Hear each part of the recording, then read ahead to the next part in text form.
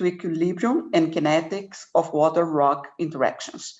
Currently working as assistant professor at the School of Technology at PUC-RS, and as a researcher on experimental and numerical modeling of geochemical processes and petrophysical characterization of reservoirs at the Institute of Petroleum and Natural Resources at PUC-RS.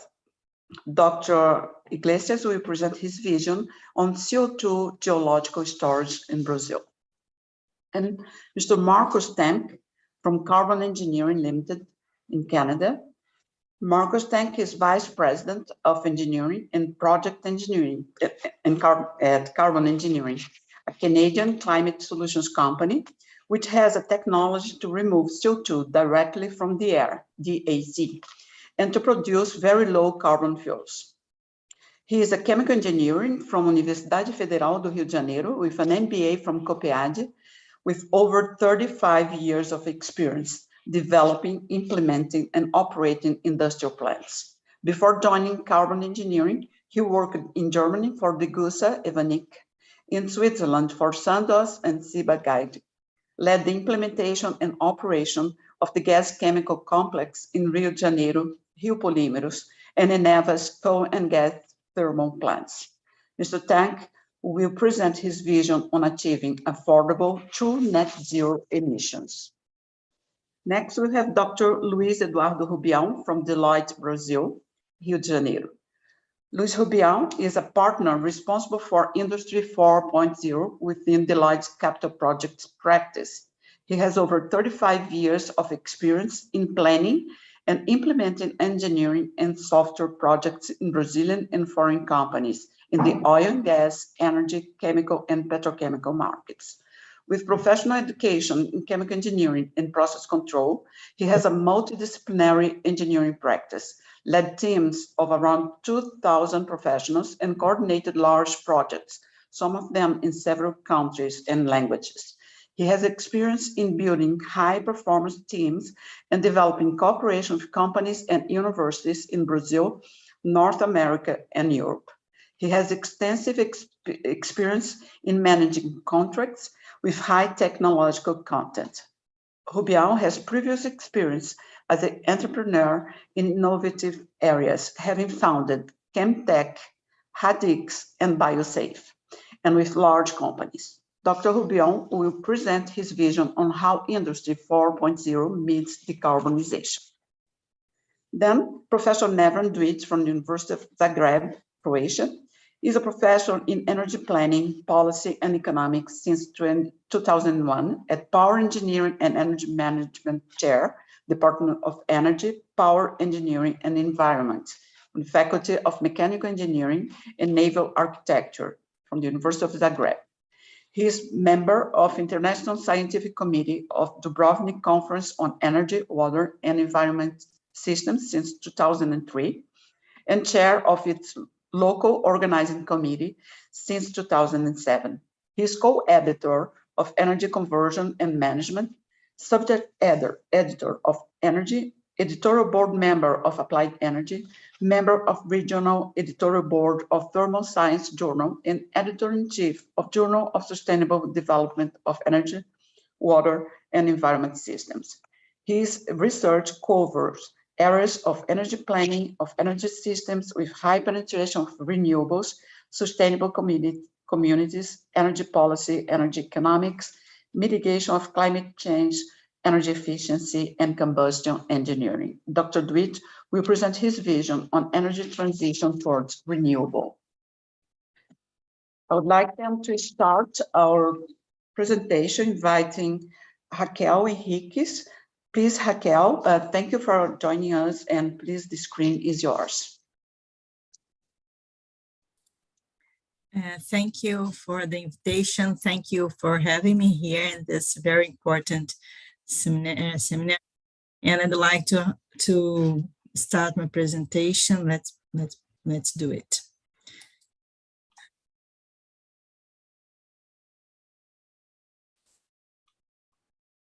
Are you seeing the presentation now? Yes, yes. Cool. Thank you. So my name is Raquel Henriquez, as the Professor Ophelia said. I've been working in EP since 2008, and I'm a technical consultant on biofuels, working at the oil products and biofuels department at the Board of Oil, Gas, and Biofuels Studies. So I'm here on behalf of EPE, and thank you very much for the invitation. So EPE is a state-owned company linked to the Minister of Mines and Energy, and our duty is to develop studies and data and statistics to support formulation, implementation, and evaluation of energy policy in Brazil. EPE is also a member of the board of the National Council for Energy Policy, CNPE, what allow us to take part of the discussion of energy policies in Brazil. And I'll start my informations here discussing the energy transition in the Brazilian context. Brazil is renowned for its energy resources. We have plenty of energy in our country. We can start talking about the pre-salt and its reserves in oil and natural gas, what can permit us to become one major world producer in the near future. We have large potential of onshore wind and offshore wind with high quality. And we have a national running reserves that will be enough to supply up to 10 new 1 gigawatts nuclear plants. We have a large land for agriculture. We are the fourth agricultural production in the world. We have excellent irradiation that covers almost a very huge amount of the territory that supplies lots of energy for us. And also, as we know, we are very nodal also to the high capacity of hydroelectricity generation. So talking about more specifically about energy transition, what are the contexts that we are in? We are facing struggles in climate change, and we are dealing with lots of environmental policies. We have new energy sources that are emerging not only now, but they are emerging. Some of them are emerging coming for a long time and becoming more competitive nowadays. We have oil prices uncertainties and all geopolitical threats, as we can say about Russian and Ukraine conflicts more recently. This guides us to the drivers to the current energy transition that are global and local emission reductions and energy security. So what we are saying is we are in a world now that we have these drivers, and the energy we use is under transition, but it's not exactly new, as we will see in the next slide. So now just focusing a little bit more about the decarbonization problem. The energy systems should follow a pathway for reduction in carbon intensity in an energy transition with a strong competition between different sources. Well, as I said, we are facing the diversity of sources in different countries and technologies too. So we have in the Paris Agreement the target to achieve maximum 2 degrees Celsius in 2100. And to do that, lots of countries have the RNDCs, and we have the climate agenda influencing the commercial and international affairs. So if we take a look more recent, we can say that the energy transition, it's not only about electrification or one point specifically. Energy transition is a myriad of subjects considering environmental sustainability, climate changes, technological innovation, digitalization, efficient use of energy resources, low carbon sources, and electrification. So what we're seeing, as I said now, we are focusing on reducing energy emission, reducing the carbon intensity of the source. So if with decentralized energy resources, we can increase the energy security as each country can put more effort to develop the more potential they have.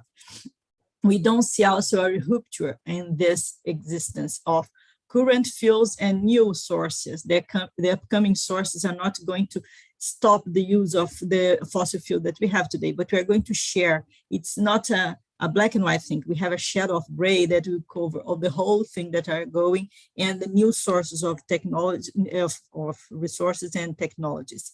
So we are going to see low economy that very valorize low carbon sources and new technologies. So this race, which will be the source and what will be the technology that will be used, we don't have the answer already. We are still in this moment where we are going to discuss this along the next years, and we'll have lots of new things going on. So we have a learning curve that improve the pushing competitive gains. We have this economies of scope and size that can guide for different sources and technologies. We have technological innovation and also subsidies, policies, and carbon marketing that can provide providing solutions, redesign international and economic relations. As some sources are not already very competitive comparing to fossil fuels, what we have is, if you have a carbon market that really is fungible with different carbon markets in the world, it could help to improve this new technologies and resources participations. So as I said, we are in a transition. Energy transition is not a new thing. We have been passing through this since ever. The whole humanity, we have here world primary energy demand for a decade. Just take a look how it worked since 19th century. In the beginning, we use lots of biomass. Here you can say firewood to provide the energy to humanity. After the first revolution, industrial revolution, you need a more intense energy source. So we started to use coal.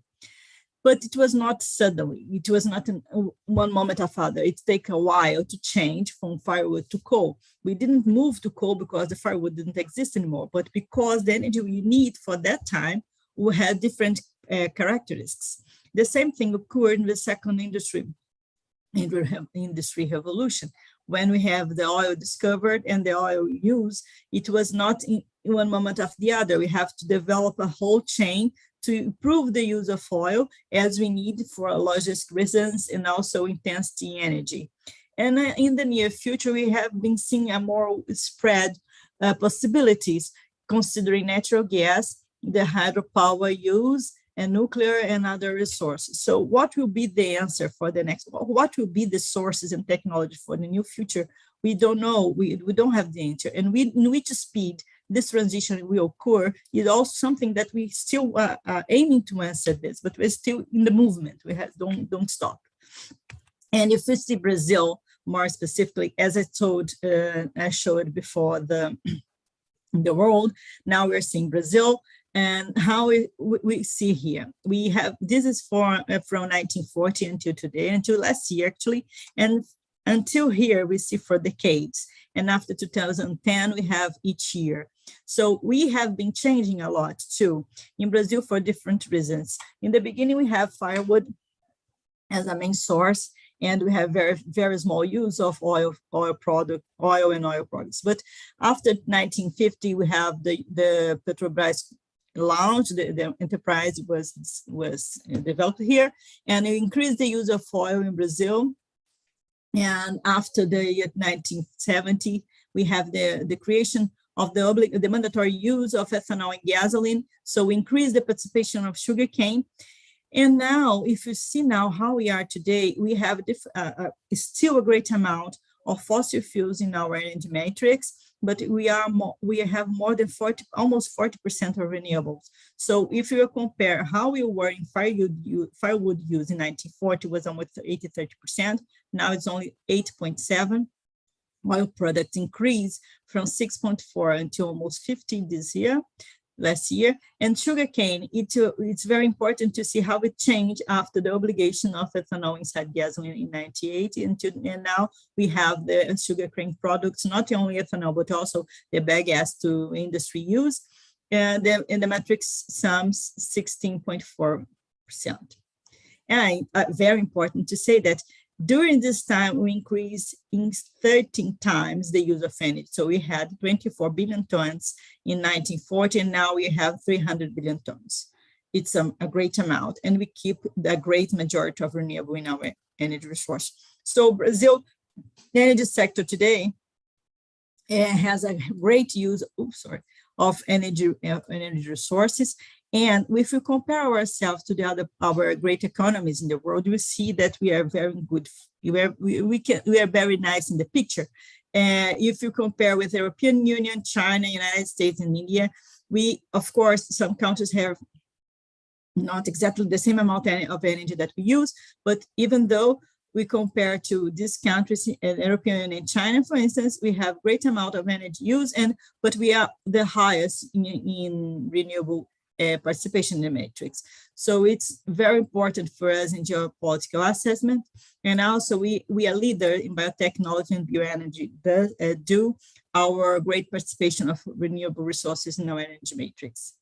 So these are some policies that help it, not only our incredible resources that gave us this capacity, but also some policies that support the development and the deployment of the use of this energy in our matrix. So we have, since 2005, the use of biodiesel inside diesel fossil.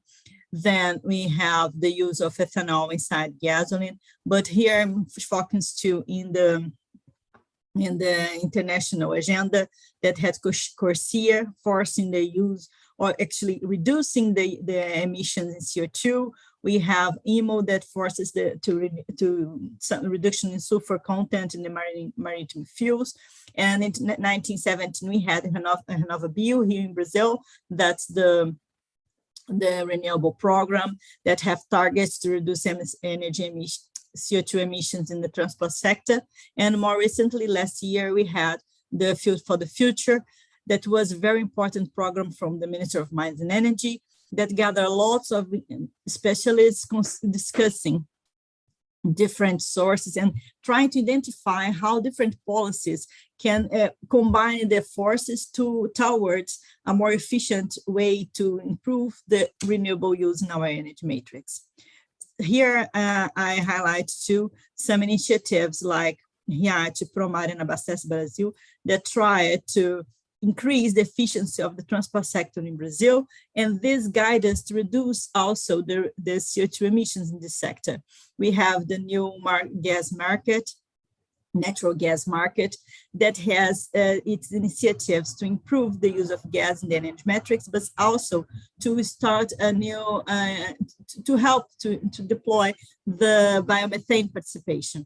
And last but not least, the hydrogen program that was developed in 2021. AP has a great participation on that. And this is trying to really identify all the initiatives that already have gone in the past and try to conduct them to a very efficient way to improve the use and production of hydrogen in Brazil. So what are our opportunities? Well, as I've said before, we see that the energy system will follow a process towards the reduction of carbon intensity. And this will combine different sources and different technologies. The climate agenda will increase influence international trade and will force towards this direction. And for sure, the energy matrix, the energy mix that we have in the future will be completely different and more diverse that we have today. And the several routes and alternatives are capable to assume a relevant role in the energy transition. And we'll probably be facing emerging industry coexisting with the current ones. So where does that leave us? Well, Brazil has an important role in the biofuel production. We have a huge advantage in the sector. We are the second largest ethanol producers in the world, we are following only the United States, but we are the greatest sugarcane ethanol producer, as the United States has the corn ethanol in the majority of the production. We are followed by China and India, but they are a tenth of our production last year. And also we have biodiesel production very, very high. We are the second largest in the world. We are, with the United States, we are second, and then 20, we were the third. And we are always following Indonesia that has this amount in a great quantity. And here we have most biodiesel from soya oil. But if we increase the production of HVO, I think we can even improve even more this production in the country. But last but not least, we have to say about the oil. You still have oil in our matrix. You don't see that we're going to be completely useless of oil in the next future. We still need this, and we will use this source. So Brazil now produces in 2020 almost 1.2 million barrels per day. But with the pre-salt, we see that we're going to be one of the 50 largest oil producers in the world. And we see ourselves as oil exported and importing oil products. So in 2020, we have 500 barrels a day of oil products important. And we see that we're still importing oil products in 2031, almost 20% higher, achieving 600,000 barrels.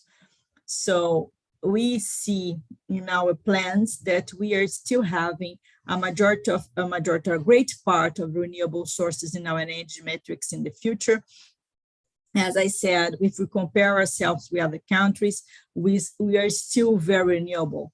We are almost 50% renewable since 2021, and we see that we're going to be still 48% renewable in 2031.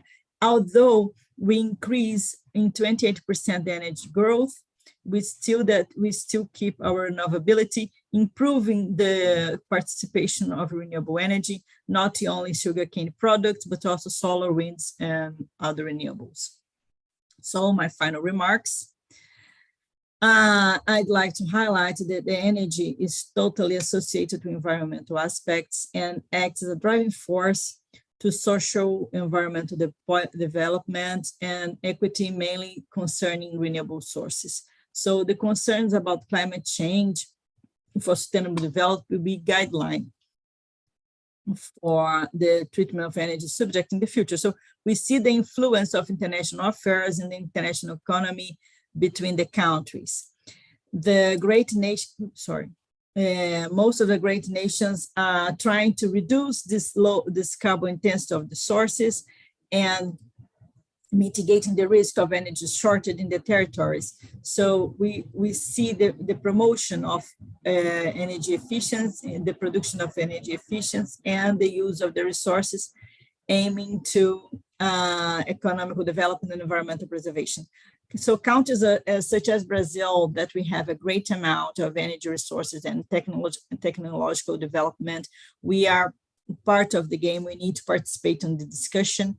And we see that sustainable fuels are great, and the great importance to improve the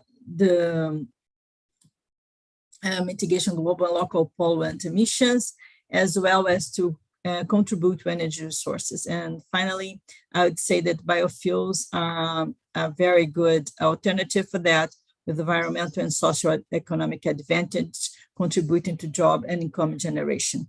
So this was my presentation. Thank you so much for your attention. Good morning. Thank you very much, Raquel, for your brilliant presentation. I would invite now Dr. Rodrigo Iglesias to share his screen and continue with the expositions. Thank you.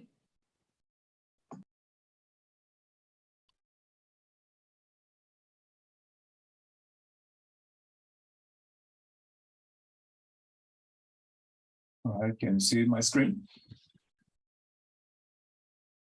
Yes, perfectly. Okay. Thank you, Ophelia, for the presentation and for the invitation to participate in this meeting. So I will present some of our experience at PUC-RS, and more specifically at the Institute of Petroleum and Natural Resources on carbon dioxide geological storage in Brazil. So I'll be focusing mainly on the geological storage topic of CO2, carbon dioxide, as a ways of mitigating climate change.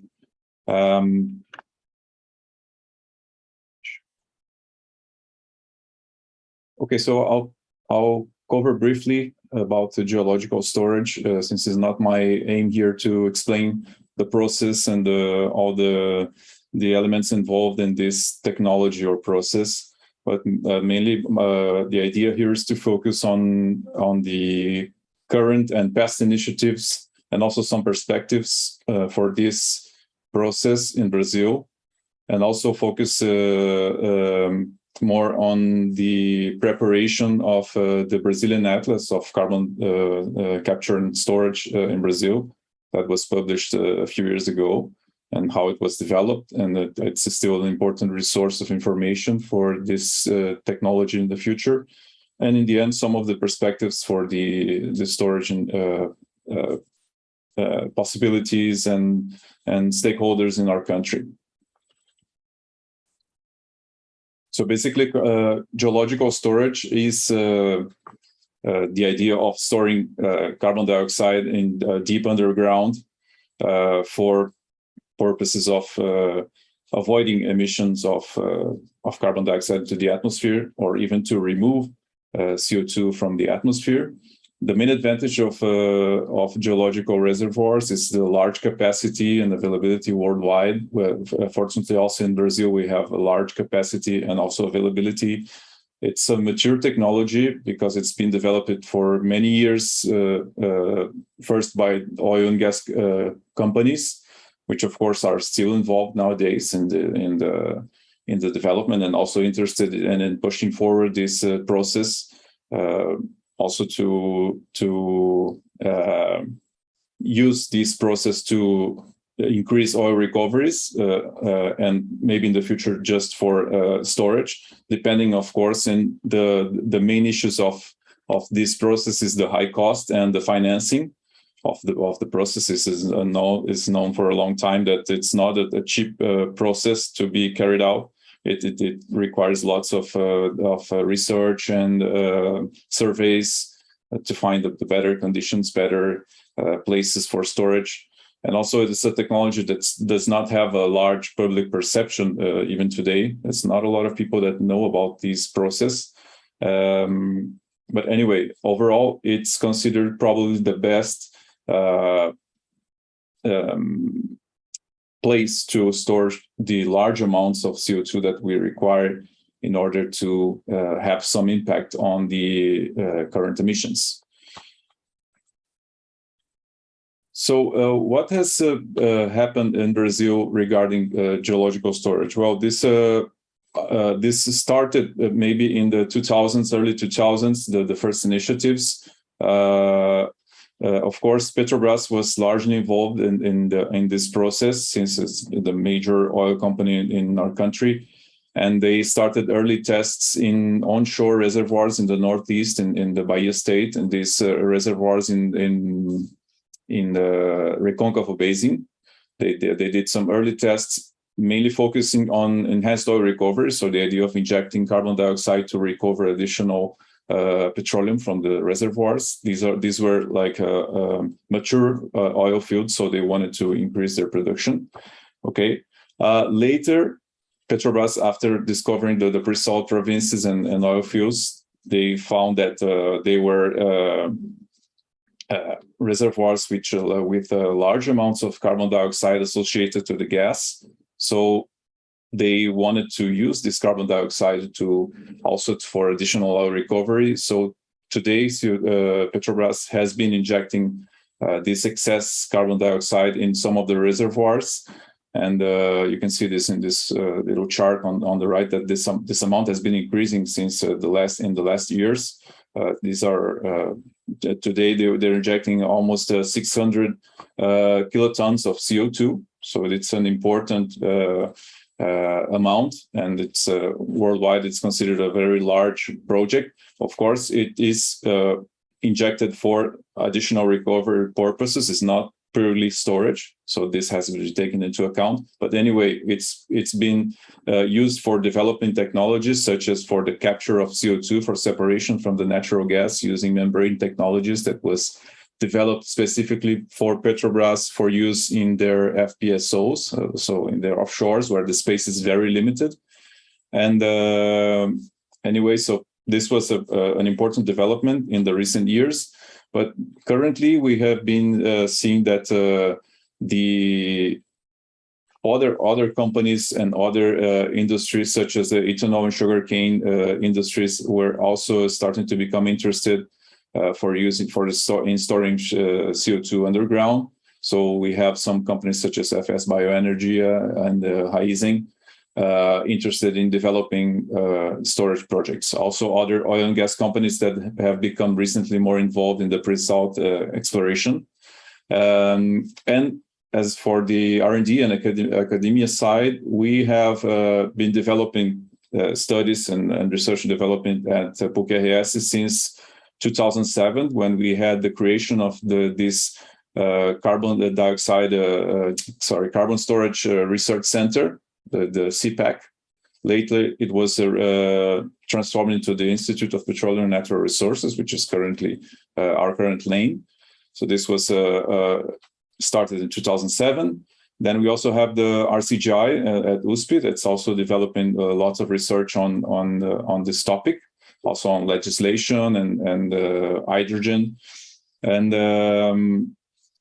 so this has overall has becoming more and more important. It's gaining momentum. The idea of storing carbon dioxide underground. So other companies that are not all listed here are becoming more and more interested. And I say this as from personal experience working on this, and we have been getting more and more companies looking for us interested in this process.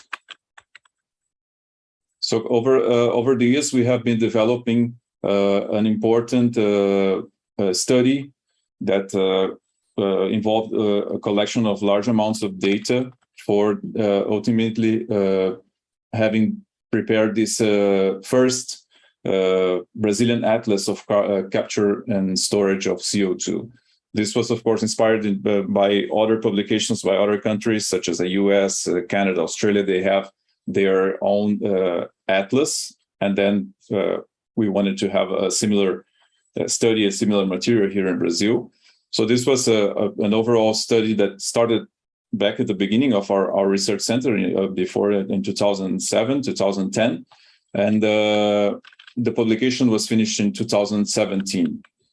So just a short background, it started in 2006 with the early projects that were very small finance in our university, supported by the university itself. The idea was just to develop a GIS system for collecting all the data and organizing of this data locally. Okay. Then we had the opportunity in 2012, 2013 to have a partnership with the Global CCS Institute. They were very interested in having this material published. And then we had this funding by the Global CCS Institute, and together with our local university editing group, we finally had this material organized and prepared for the publication. And the basic methodology was first the initial collection of emission sources data from basically from these sources, mainly the International Energy Agency. But the main problem that we had no offshore sources data at the beginning of the study. So this is something that was lacking in our study initially. Okay, so this was organized in maps and layers using the ArcGIS software. All the information was referenced, and so this is one of the early maps that was prepared for this study. We have some of the emission sources and the sedimentary basins in Brazil. Then the main idea of the atlas was to have all the sedimentary basins in our country sort of ranked by their prospectivity, which means their potential for CO2 storage. And for this, we use several criteria. such as source sink matching, which means the proximity of these basins to the emitting sources, or the highest amount of emitting sources, whether these basins had some production of hydrocarbons and they have mature oil and gas fields, also saline formations data, which we know it's very scarce in our country, also coal deposits, a basic survey of the theoretical capacity for storing CO2, which is something that was very rough study because we didn't have good data for that, and also the existence of transport infrastructure. For the source sink matching, it was considered that the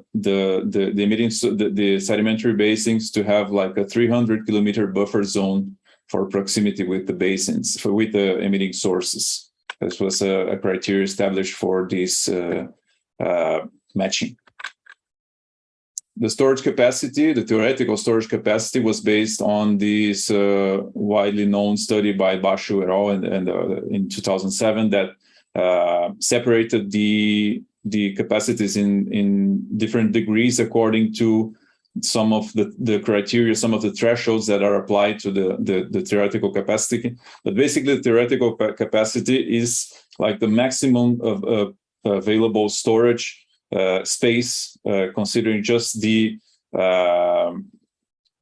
general geological reservoir capacity, the general pore space, the available pore space in a reservoir for storage of fluids. Of course, then we have several factors that reduce this capacity, such as economic restrictions or some engineering problems or even geological problems that reduce this capacity. But since these are very complicated to establish and define, the basic idea is to have like an overall theoretical capacity for the basins.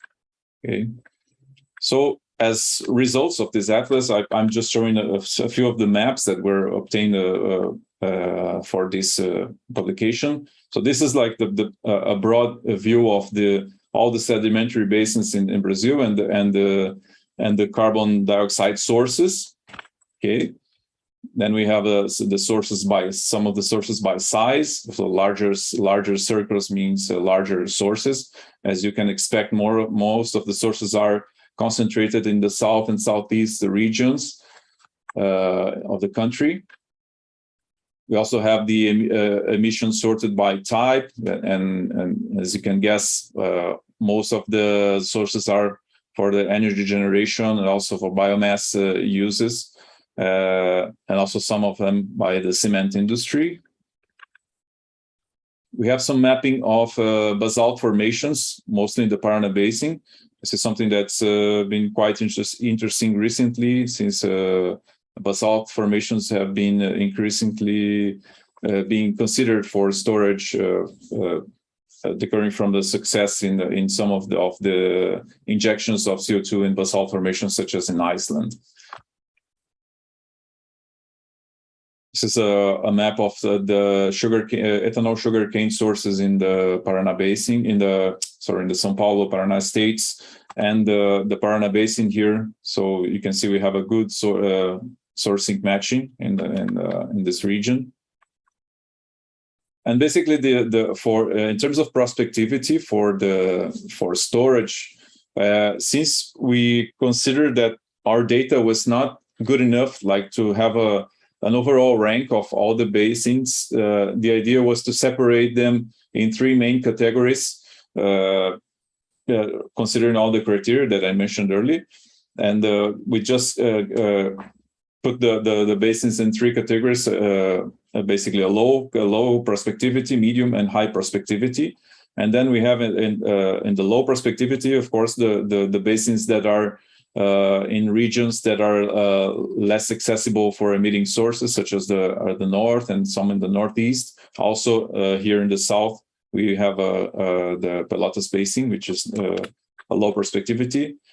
Then in terms of medium prospectivity, we have the Solimões Basin in the north and some of the basins in the northeast, some of them onshore, such as and the Sergipe Alagoas as well. And finally, the highest prospectivity, as you can imagine, is the Paraná Basin, which is our biggest, largest sedimentary basin, onshore sedimentary basin that encompasses most of our south and southeast regions, and where we have the highest amount of emitting sources, and also the some of the offshore regions, basins that are associated with producing oil and gas fields on our coast. As for the storage capacity, so as I mentioned, we have we had some data that we did not include in the atlas because of this data was severely outdated, and there was not enough data for this capacity to be precise or reliable. So it was not included in this publication. But anyway, it was published earlier in the 2000s, and so we had these overall results. And more recently, there was another publication that includes the offshore oil and gas fields, and we can see that they're not completely off considering our previous results. But anyway, we still lack information or data for better capacity estimations in our country. Basically, these are mostly the only studies available until today that have some information regarding this capacity. Of course, this is all theoretical capacity. This capacity from the offshore oil and gas fields are from the information that the oil and gas companies provide regarding the existing reservoir, the existing oil and gas reserves, oil and gas field reserves. So we do not have additional data, which is comprehensible because it's very difficult to obtain geological data. It's very expensive, and we are a big country, and it's there's no financial incentive to dig on some of these formations and sedimentary basins that only have saline reservoirs. So it's unlikely that we'll have much better data than we have until now. Anyway, to summarize these results and to give some perspectives regarding the potential for CO2 storage in Brazil, we had, as I mentioned, some initiatives since the early 2000s, and we can see that these initiatives, they were ranked by the Global CCS Institute in some indicators for all the countries that they study, that they evaluate in their database. And then in terms of the storage indicator, which means the information and data for storage in a given country, we have these 34 over 100, which is not completely bad. I mean, it's above average for many countries. But anyway, there's still lots of room to improve. We need much more data for better characterization of our storage reservoirs, potential storage reservoirs in our country. Then we also have to consider the lack of government interest and lack of the government initiatives for pushing this forward. If we also by the legislation bodies in our country. So we have it in terms of this policy indicator, we are much lower. We have only a 9 over 100, which is very precise and very reflective of our current status, or at least for a few years, because now we're starting to have more to gain more momentum for this. Since we don't have a legal framework, but at least recently we are starting to have a draft bill that hopefully in the near future will be approved by the legislators to finally have these legislation for storage in our country, which is essential for anyone willing to invest in this technology, in this process in our country. As I mentioned, we already have companies interested and looking into this possibility, but they're certainly not going to do anything if we do not have these legal legalization or regulation of this process in our country. Okay. Also, a recent trend that we are seeing worldwide in Europe and the US is the development of hub infrastructures for CO2 storage, which means it's to create pipelines for getting together the emissions of smaller sources in order to get things cheaper. Okay, so we have these projects being developed in the US and in Europe in the North Sea, and we see that we already have some companies here studying this in Brazil, such as Petrobras and Braskem. They're looking into this possibility for our country. It's certainly something that's interesting and being looking for, and it's a way for smaller emitters to join a system for distributing their emissions and not having to invest completely by themselves in order to prepare a storage project. Okay. And to finalize, it's just to mention that storage is just a part of a large chain of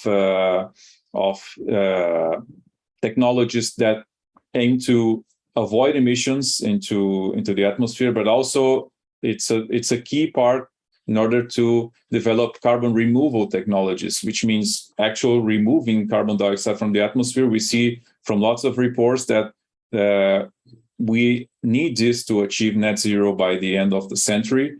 We cannot achieve net zero just by avoiding emissions. We actually need to remove this. And we see that we have many companies investing in carbon removal technologies, such as direct air capture or bioenergy CCS,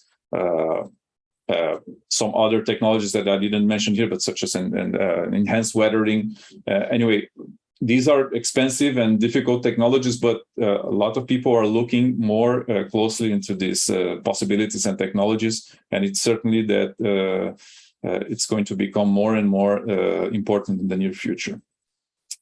Okay, so that would be all. Thank you for your attention, and if you have any questions, or I think we can have them later.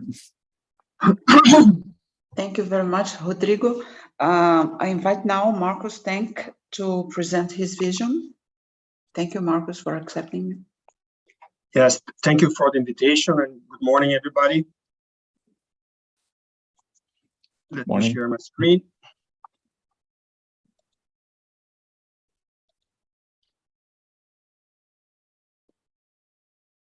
Can you see my screen? Yes, it's perfect. You can. Okay, so let's go then. Let me get my. All right, so I would like to share a bit our vision on how we get to net zero. Rodrigo, you already helped me a lot with some of your latest slides, so thank you. And well, first, starting the obvious thing, we have a problem. I think we are all aware. I will be brief here. We had a world which was in balance. We had a carbon balance, a natural balance with the forest and the ocean bringing the CO2 concentration in balance. And once we had the Industrial Revolution, as also explained by Raquel, we started to use more and more fossil fuels, first coal, then oil, then gas. The cities grew. We had to feed more people, agriculture, livestock, and we broke the balance. And what happened is that now we have a big excess of CO2 in the atmosphere, and this is growing and growing. So the scientists call this a remaining carbon budget. We are today at 419 ppm of CO2 concentration in the air, coming from a pre-industrial average of 280. It oscillated around that. And what we see is every year we're adding around 2 ppm, 2.5 ppm. And according to the Paris Agreement, we want to keep the global warming at 2 degrees. We would then need to stop at 450, ideally at 1.5 degrees, which means 430 ppm. So we're getting close. The clock is ticking, and action is needed. And not to forget that we also once we stop it and we come back, we also want to go back to a safe level, which scientists tells us around 350 ppms. This is a work done by Goldman Sachs, Carbonomics. I like a lot this study. Here, they studied all the sectors which emit carbon, and they put a price, they call it an abatement cost for each of the sectors. And on the x-axis, you'll see they pile all the sectors for all the emissions, 52 billion tons of greenhouse gas emissions and CO2 equivalent. Around 39, 40 CO2, the rest is methane and other gases. And what we see here on the left corner of the curve is that in certain applications, certain sectors, it's already, you make money if you change to a green solution. A good example is if you need a power plant in the northeast of Brazil, solar and wind is now cheaper than coal or gas. There are other sectors where the cost is below $100. The solutions are there, agriculture practices, in industry, wherever we can electrify low heat demands that they can be dealt with, electrifying. Also transportation, personal vehicles, the Tesla story. So there are a lot of solutions we have in our toolbox, which we can work on and we need to work on to reduce emissions. But the cost depends on this chart is that when we go to the 42 billion, 43 billion emissions, the cost, they rise very steeply, very rapidly. And the gray shaded zone represents sectors where we don't have a solution yet. So we don't know how to deal with it. So this 10 billion tons here is really the hard challenge we have today. We don't know how to deal with it, or it's very, very expensive to deal with. And not to forget that the emissions continue to increase. The 2 ppms per year or 2.5 ppms per year, they will be dragging this curve out to the right here. So what we gotta do is really to get to the true net zero. Again, Rodrigo shared a slide which shows the challenge there. And here, maybe just remembering COP26, one of the positive things which came out there is that many countries which were not committed, they did commit to a net zero target. Now we have around 90% of the GDP with targets, the majority with 250 as a net zero target. We had China committing to 60, even India committing with 270, Brazil 250, US 250. Some countries like Germany, they anticipated to 2045 because the young people, they went to the courts and sued the government. They had to change it. In some countries, you have it as legislation, like you also mentioned, Rodrigo. In some, you have policies, efficient policies already, and some you have just bare commitments with very little legislation or policies or incentives. And this is why also when we see IPCC or the International Energy Agency, they have several scenarios where they see the reductions coming in, depending if you assume all the goodwill, it's much better. But if you go and say, well, let's only take into account what is really in law, then you will see a very slow reduction and a very concerning pace there. On the right side, on the left-hand side of the slide, that you see that many companies have voluntary commitments, and they do so because their clients would like them to do it, their investors, their stakeholders. I always give the example of Microsoft. They have a net zero target for 2030, and they want by 2050 have cleared all their carbon footprint since the foundation. So they will get to net zero by 2030 and then to net negative, and erase all their carbon footprint since their foundation. Several other companies, I think I could make 10 slides here of logos. In Brazil, we have JBS, the largest protein producer in the world. They have a 2040 goal for net zero. Vale no Rio Doce. Vale already works internally with carbon price for their projects. So we see a lot of voluntary commitment, which is very positive. I will now show a quick video from Swiss Re, the insurer, where they share their vision on the net zero roads. Let me just share the video here quickly. Climate scientists have a clear message. Our world must be at net zero greenhouse gas emissions by 2050 to keep global warming below 2 degrees. Exceeding 2 degrees, warming will cause irreversible damage to the planet. But what do they mean by net zero emissions? Put simply, it means do our best, remove the rest. Here is the full picture. The world currently emits some 40 billion tonnes of CO2 per year. In only 30 years from now, the global emissions have to be at zero. So first of all, we need to double down on our efforts to reduce emissions. Do our best. It's too little to just change the light bulbs to LED. But certain emission sources are very hard to get rid of. It looks like we will still have unreduced emissions for decades to come. So, if the world can't get to zero, is that the end of the story? Is the 2 degrees target already out of reach? No, because we can still achieve net zero. And net zero means that any unreduced emissions are balanced by the same amount of negative emissions. Remove the rest. But how will that work? To produce negative emissions, we need to take the CO2 we've emitted back out of the atmosphere and store it permanently. This is called carbon dioxide removal, CDR, or simply carbon removal. There are natural and more technical approaches to remove carbon. Growing a forest on previously woodless land, for example, or filtering CO2 directly from ambient air and storing it in rock formations deep underground. Climate scientists expect it will take billions of tonnes of negative emissions to stay on the net emissions path, the path that can keep global warming below 2 degrees. And that amount increases the longer we wait to take serious action. The problem is that carbon removal approaches aren't deployed at scale yet. The carbon removal industry is just about to emerge.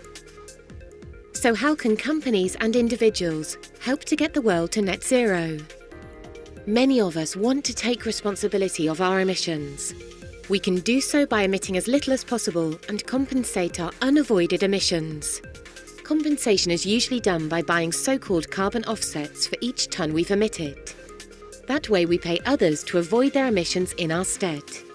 But with 1 tonne emitted by us and 1 tonne avoided elsewhere, there is still 1 tonne emitted to the atmosphere. So this type of compensation is not enough to reach net zero. We need to go further than that and start compensating via carbon removal. For each tonne we emit, another tonne must be removed and stored right away. This makes our carbon footprint truly net zero. Compensating emissions via carbon removal is currently a lot more expensive than conventional carbon offsetting. But actually, it's also good that carbon removal comes at a price. It puts a price on carbon. And it gives us a good incentive to first reduce our emissions wherever possible before compensating them. At Swiss Re, we understand risks and All right, let's go back to the presentation. So this chart here is exactly the same as Rodrigo showed and also the video. And I think the gray zone here is where we all have been working. We know the tools like change behavior, increased efficiency is one area we work a lot, the circular economy, the renewable electricity, electrification, and the low carbon intensity fuels. Brazil has the nice story Raquel just told about the biofuels. We, Carnegie, we also have a solution, a technological solution for low carbon intensity fuels. So this is the area where everybody is working a lot, and we be doing, I would say, good progress. And when I read the net zero commitments from many companies, I see them very well describing this approach here, how they're going to reduce the gross emissions, like they call this black line here, but very few address the remaining emissions. remaining emissions. And to be fair to them, this is because this is still a new market, new technologies are emerging. The solutions are not so well known. So I think what we see here in the chart is that the black line represents doing our best, is really we are reducing, and then the blue shaded area is really the remaining emissions, which we need to deal with. And one thing we need to start doing is the pink line is really the net line, where we deduct the gross emissions from what we remove. And then by following this pink line, we get to the net zero position. And then if we continue, we go to a net negative. What is important is that we start doing this shaded gray here below the line as soon as possible in order to bring this line here in enough time to get there by 2050. And talking about carbon engineering, so we provide the low carbon intensity fuels, as I mentioned, so we help here in the gray zone.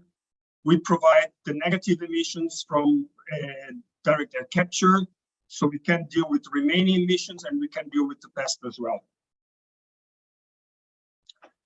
This now is also a work by Oxford University. It's a taxonomy of carbon credits, and what they show here is they divide carbon credits in two types: the carbon removal credits, the one which are needed for net zero approaches, and they also divide the carbon removal credits, which always store carbon, in two types. They call it short-lived and long-lived. I typically call them nature-based solutions and technological solutions. So obviously the nature-based solutions are the ones we know very well: afforestation, reforestation, soil carbon enhancement, and ecosystem restoration. And the technological solutions, we've also mentioned, then direct air capture is what carbon engineering does, and bioenergy and carbon capture and storage as well. So those are the technical solutions. Then when we look about the emission reduction credits, and these are the credits which we are used to see a lot here in Brazil and worldwide. They're based on the Kyoto Protocol, the clean development mechanism.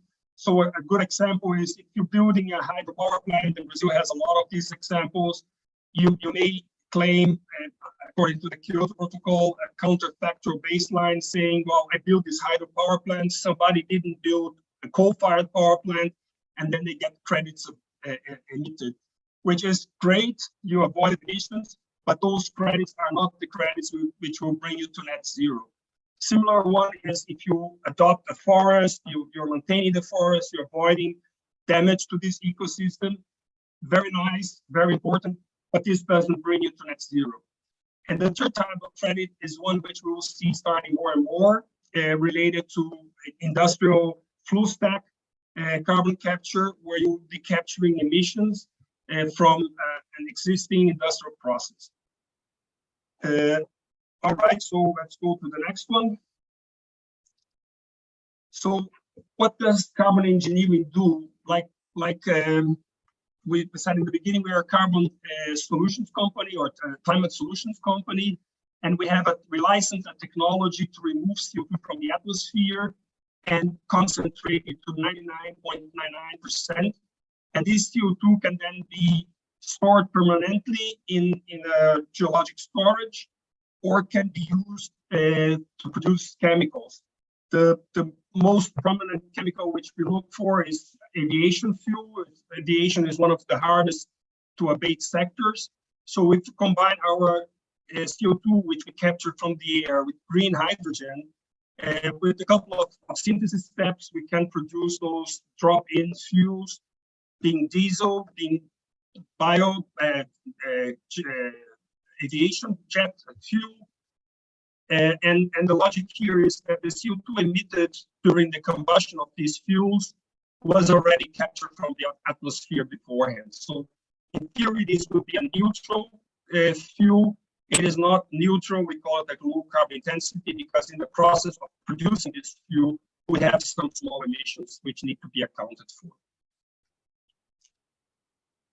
If you remember when I showed the Goldman Sachs chart, the abatement cost curve, I mentioned that we have an issue about 10 billion tons of CO2 are very hard to abate, are very expensive, or we don't have a solution.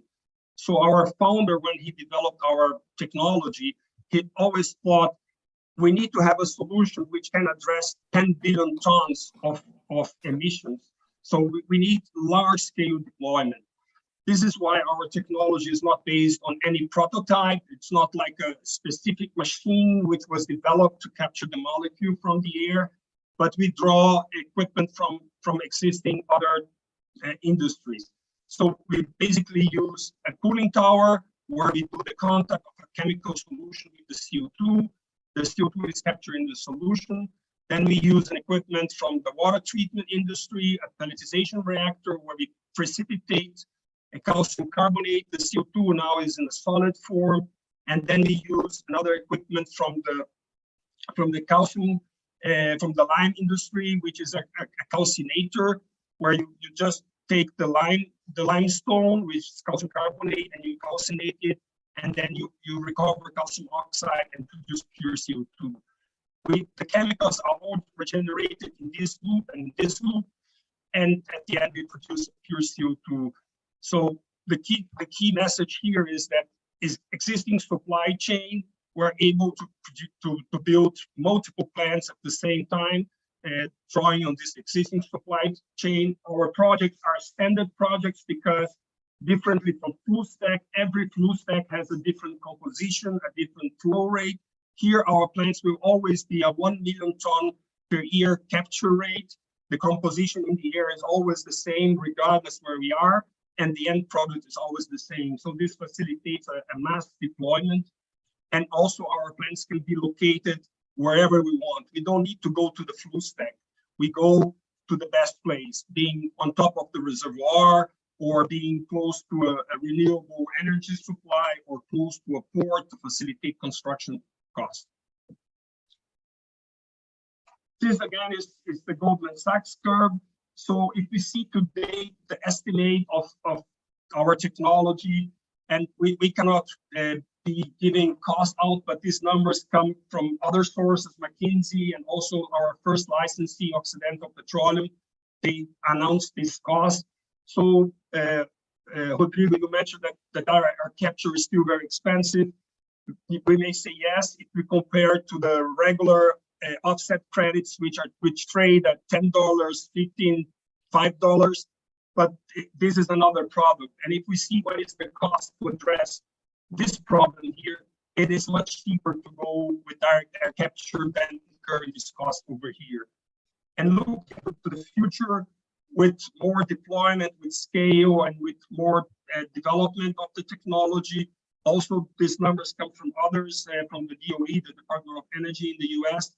The technology is expected to get to $100 per ton, like the same way it happened with solar, with wind, and batteries. With scale and with time, the technology cost will come down.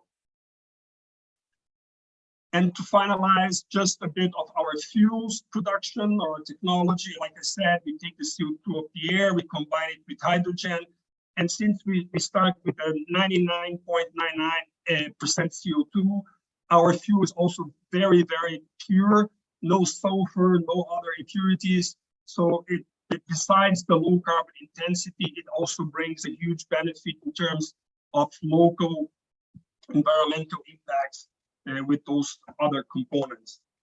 And to finalize, my key message here is that it's great that we have a lot of tools to do our best reducing emissions, but we need to start planning also to remove emissions. We won't get rid of oil, we won't get rid of steel, of glass, of cement. We cannot bring it to zero without the removals. So the removals need to be in our planning from now on. I think this is the key message. Thank you for your time. Thank you, Marcos. Thank you very much. Now I would like to invite Hubian to share his vision. Okay, good morning. Let me share the screen here. 1 second.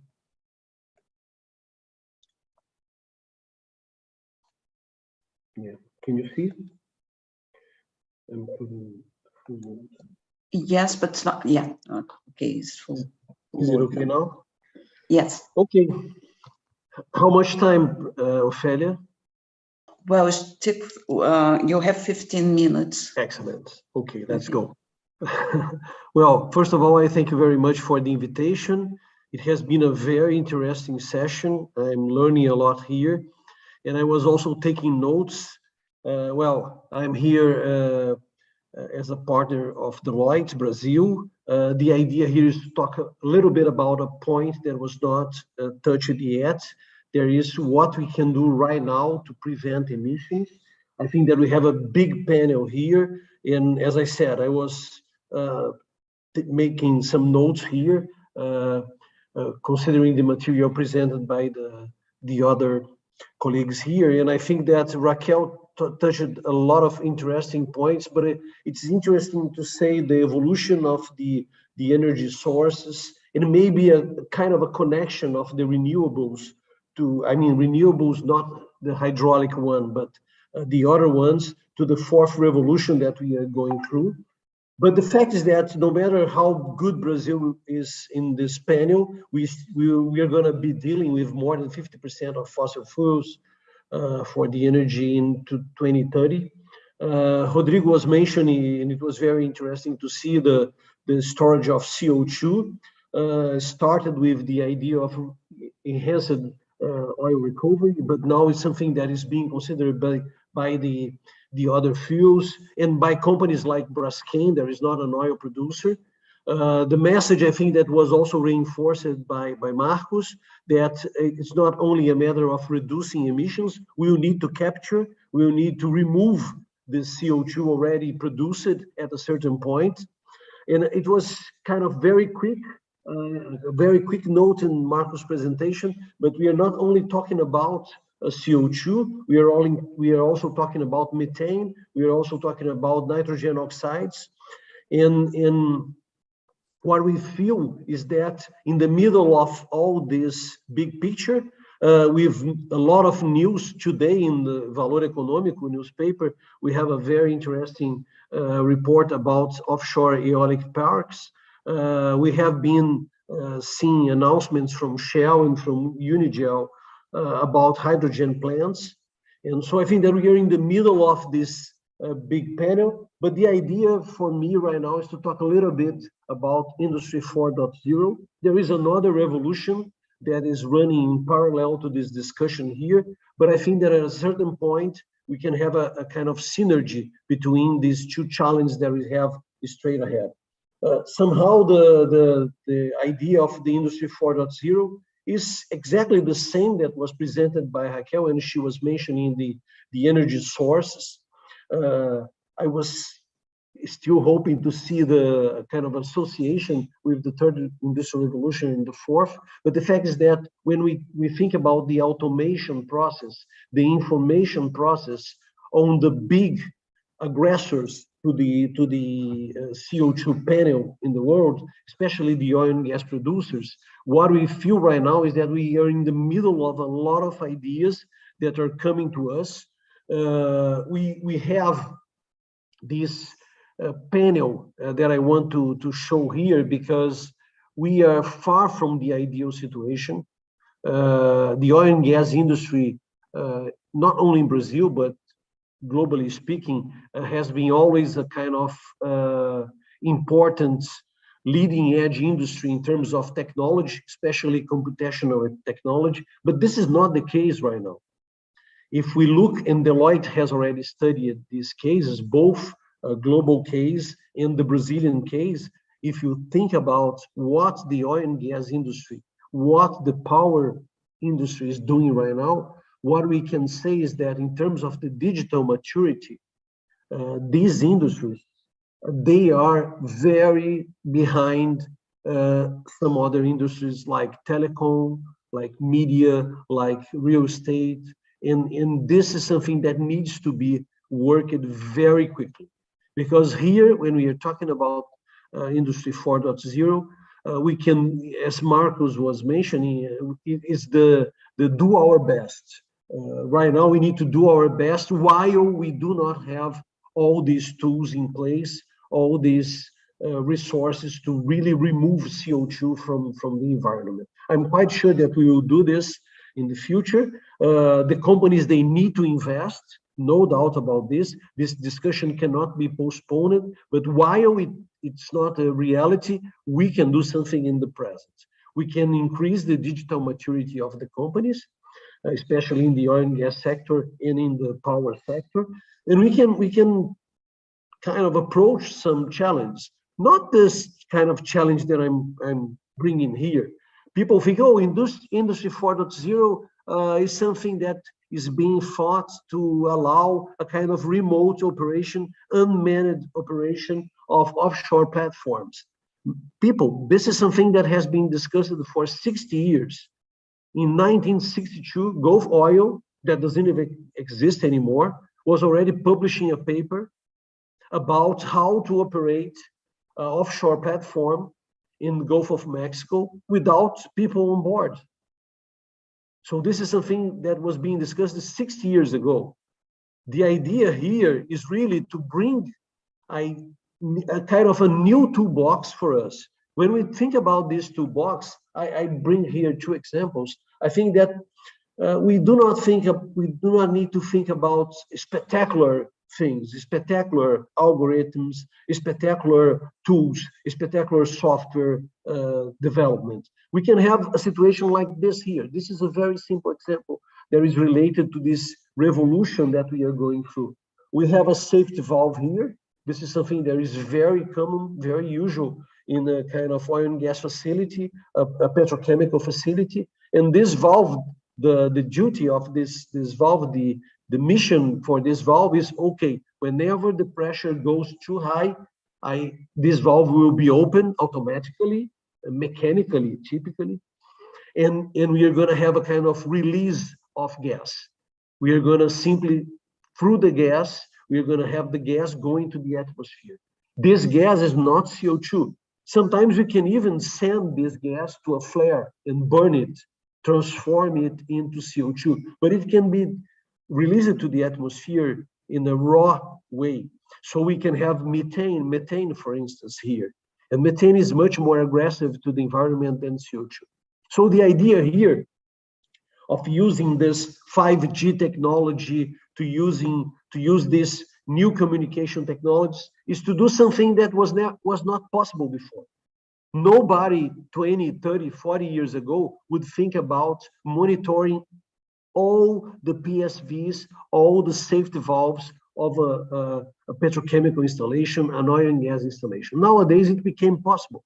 You can install a kind of acoustic sensor here that just through the noise of the valve can indicate if the valve is open or not.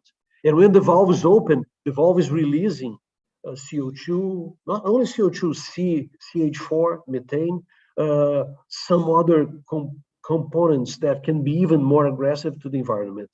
And what we have been seeing through initiatives like that is that we are not only detecting the moments these valves are being kind of operating, but we can also check and follow some moments and some intervals where it's kind of leaking methane, for instance, hydrocarbons, for instance, for a long time, a long period of time.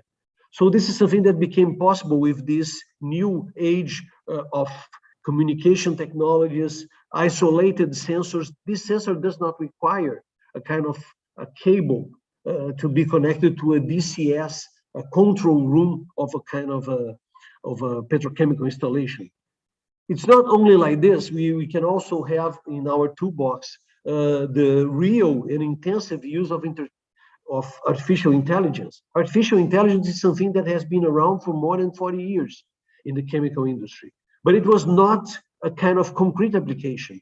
I myself have been studying process control and artificial intelligence solutions, and it has never been possible to really have these solutions in place in a kind of intensive way. Nowadays, it became possible. And it's something that can be done right now and can be used by us to approach some of the problems we have. Why? Because At the end of the day, when we look to Brazil, and we are especially concerned about Brazil, and we look to Petrobras, for instance, Petrobras is in the middle of a big race to get oil out of the pre-salts. They will have 15 new FPSOs in 5 years. They will start operation of 15 new FPSOs. It would make no sense to simply say, Petrobras, stop exploring, stop producing this oil that is already there in the pre-salt, was already discovered and mapped. Petrobras is going to bring this to surface, and we are going to use this here in Brazil. But how we can do this, how can we do this in such a way that we do not leave behind us a kind of big problem for the moment when we are going to have to capture the CO2 previously produced by us. So the idea is really to approach these new FPSOs with tools that were not used before, some ways where we intend to be more efficient in terms of the emissions. And this is not only for offshore production. Offshore production was always a kind of target for everybody, but right now, even the refining sector became a target. The refineries, they were always kind of the poor brother of the family. They were not really making money, low margins. This is not the case right now.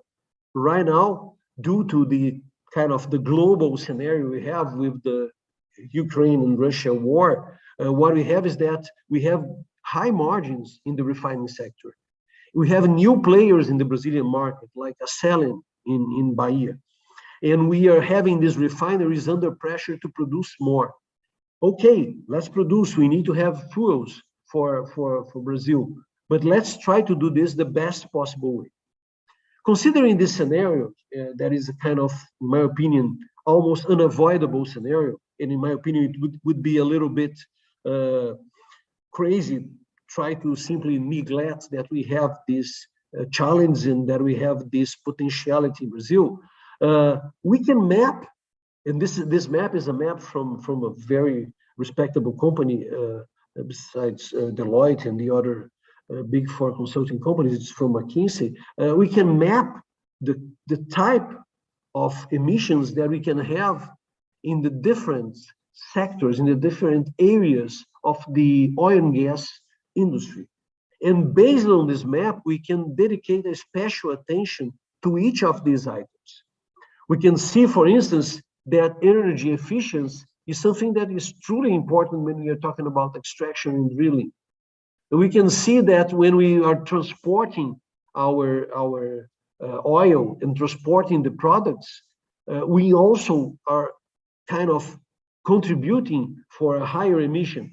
So based on a panel like this, we also have the fugitive emissions that I was mentioning, venting, methane, for instance. So based on this panel, we can, okay, some of these items here, they will not be tackled by us with Industry 4.0, but some of them, they can be a kind of immediate action from the oil companies, from the petrochemical companies, from the steel companies.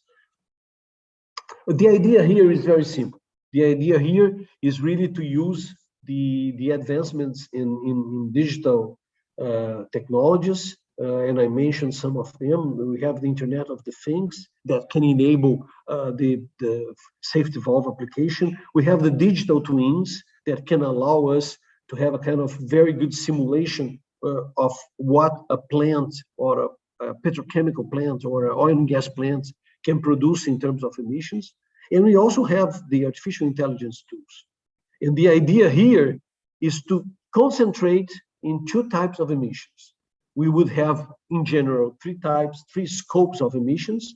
We would have scope 1, scope 2, and scope 3. And the idea here for us is really to concentrate on scope 1 and scope 2, the emissions that somehow are kind of under control of these companies. So we are talking about direct emissions that from our sources, from our use of these sources in the plants, and the indirect emissions, kind of some of the examples I have given before. Well, Just to make a very kind of brief summary here, the idea is that when we are talking about scope 1 and 2 emissions, we talk about a lot of items that can be considered by the industries. We can talk about electrifying operations. When we electrify an operation, instead of using a kind of energy source inside a refinery, and sometimes we do not have room for instance, for a kind of aeolic power or for a solar power park in these areas, we can use electricity to allow some other companies to produce a good energy with less CO2 emission, maybe zero CO2 emission, and then we can use this inside our industries. We can enhance energy efficiency. Energy efficiency is a notion of opportunities.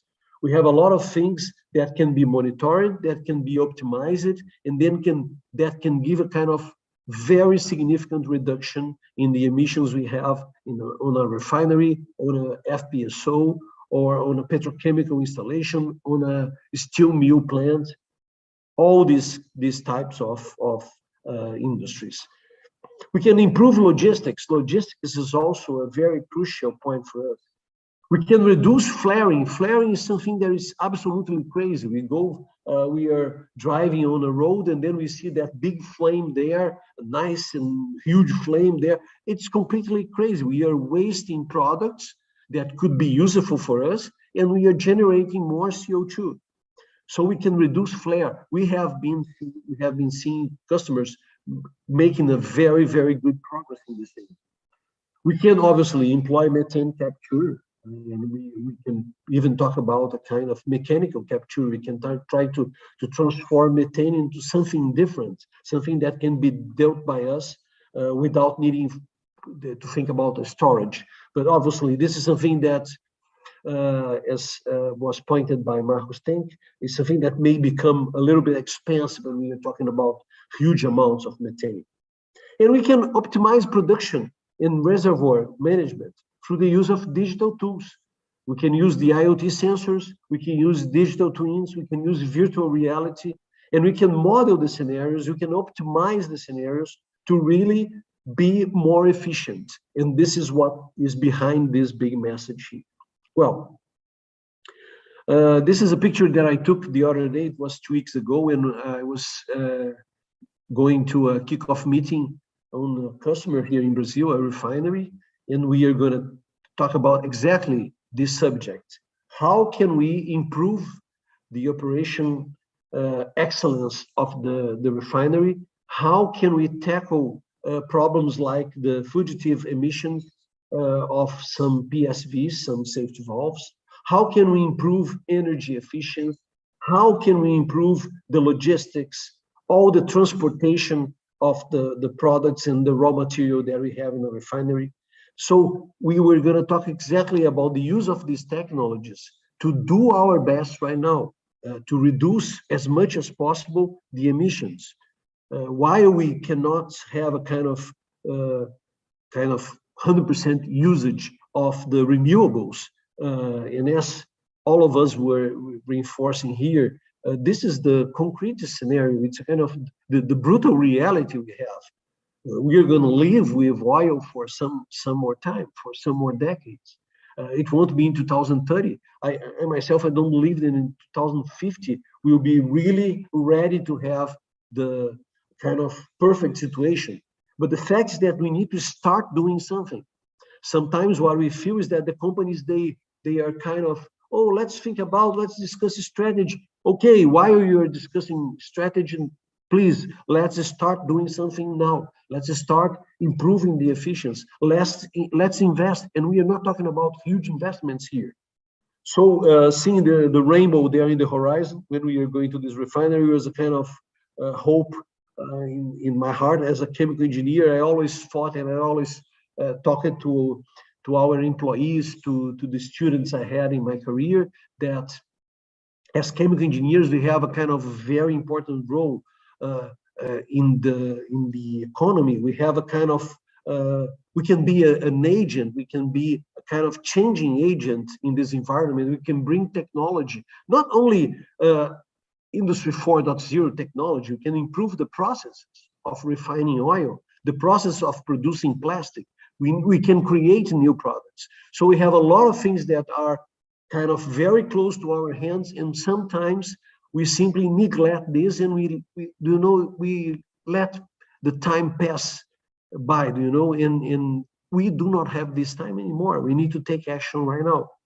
So this was the message here, and I really thank you very much for the attention, and I thank the Congress in general and Professor Ophelia for the chance to listen to these other presentations here that were really, really interesting and educational. Thank you. Thank you, Hubian. Please, Nevin, that's your turn now. Thank you.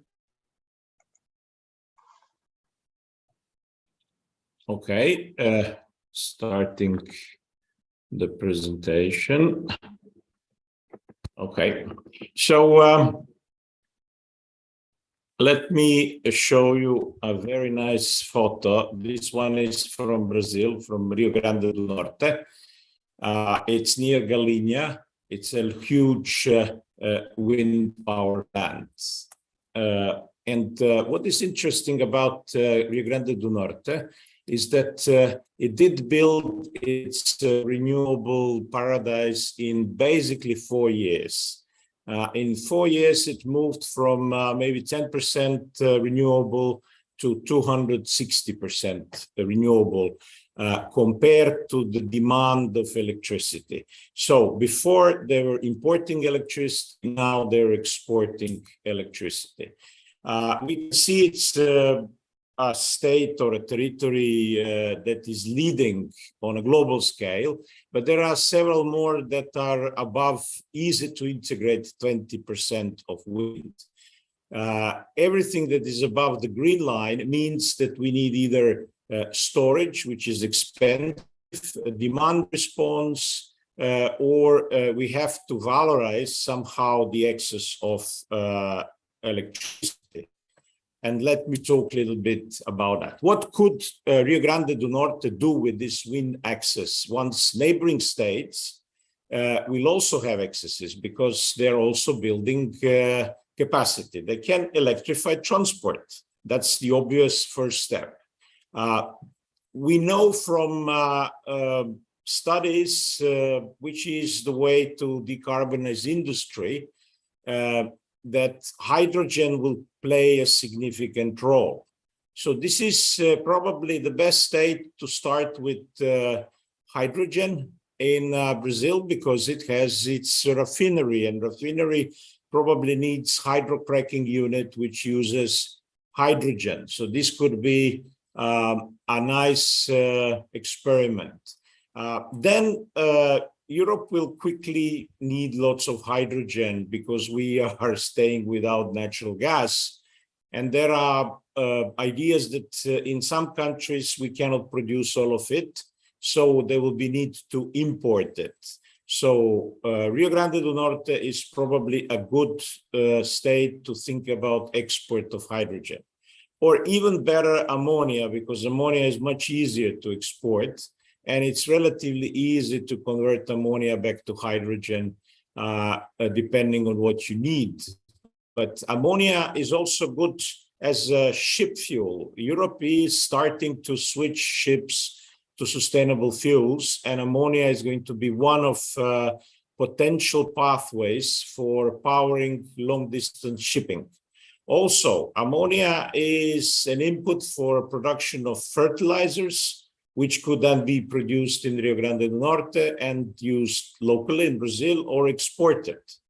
Also, hydrogen can be used for the production of different synthetic fuels and feedstocks, as well as combining them in biorefineries.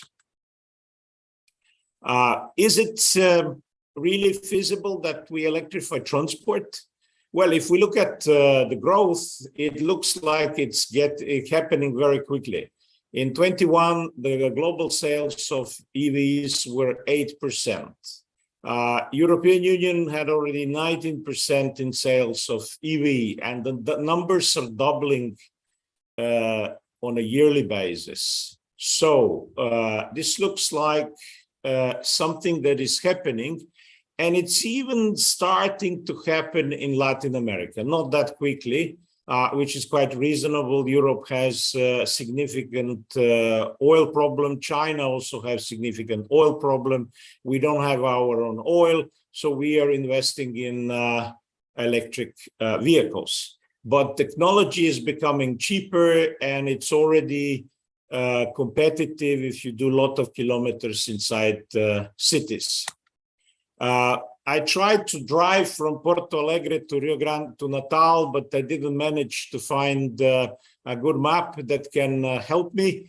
This is a better route planner that only got me towards Rio de Janeiro, but the chargers are actually installed. So it's probably possible to go all the way from south to Nordeste in Brazil with electric car. I did personally around 10,000 kilometers in Europe with electric car, and it's completely feasible.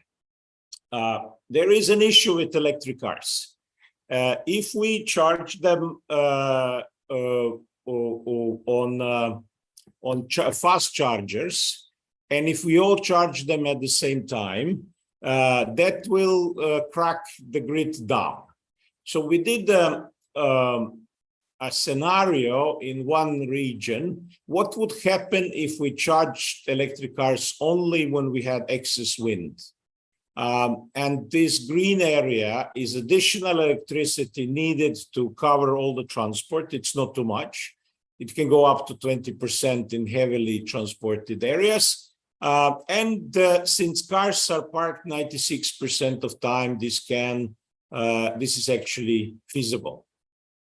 So in order to integrate variable renewables, we have to solve some problem because they're variable. They're not really blowing or shining all the time. We will need more grid interconnection. We will need to flexibilize thermal power plants to balance wind and solar. We need wholesale markets to make it as cheap as possible. But the critical thing we need is demand response and integration of power, heating, cooling, transport, and water systems into Power-to-X. We can work also, and we will certainly need dedicated electricity storage, but that one is rather expensive. So we want probably to keep it as a last resort. If we look at what means variability, we can see it on a small country like Netherlands. The pale blue line, wind is quite variable. But if we look at the black line, which is European continent, wind is not so variable. So there is always wind blowing, and we only need to construct more wind than we need. So we had systems, power systems, in which once you needed more electricity, then a power plant would turn on and increase production. In 21st century, we have to change that, and we have to have smart energy systems in which demand will follow supply. And in Europe, heating, electric transport, and hydrogen will play that role. We still have quite a lot of problems. We cannot electrify everything. So the road freight, we might go towards electrified roads, maybe hydrogen, maybe e-fuels like e-LNG, e-DME, e-methanol, we don't know yet. Long distance shipping is moving towards ammonia, e-LNG, or e-DME. Long distance aviation is moving towards biofuels. For the beginning, sustainable aviation fuel is biofuel made of waste fuels, but waste oils, but improved by probably additional hydrogen. High temperature processes, which cannot be electrified, we will probably be running on hydrogen because it doesn't really make sense from the efficiency point of view to go to methane if we can use hydrogen directly when we need heat. We will probably use hydrogen for backup. And all this makes around 20% of energy demand. And in Europe, we can cover half of that with biomass, and the other half will have to come from synthetic e-fuels. In Brazil, probably you can do everything with biomass, but then you can think of exporting hydrogen. What about the price of hydrogen? So the gray hydrogen is now very expensive. This is the recent graph when price of gas in Europe was 90 euros per megawatt hour. Now it's already 210. So that means that the kilo of hydrogen is costing now in Europe 12 euros per kilogram. Renewable hydrogen is already much cheaper. So we will probably see acceleration into green hydrogen happening in the next few years. What we think is that by 2030, the capex of electrolyzers will go down to $350 per kilowatt. And then, depending on the electricity cost, the green hydrogen will be either more or less competitive with the gray hydrogen. The gray hydrogen is now at 12 euros per kilogram in Europe, so it's way above this chart. And the electricity price depends, are you buying a marginal price of electricity, which is not clever way, or you're buying renewables only, which will have excesses during the night and during the day.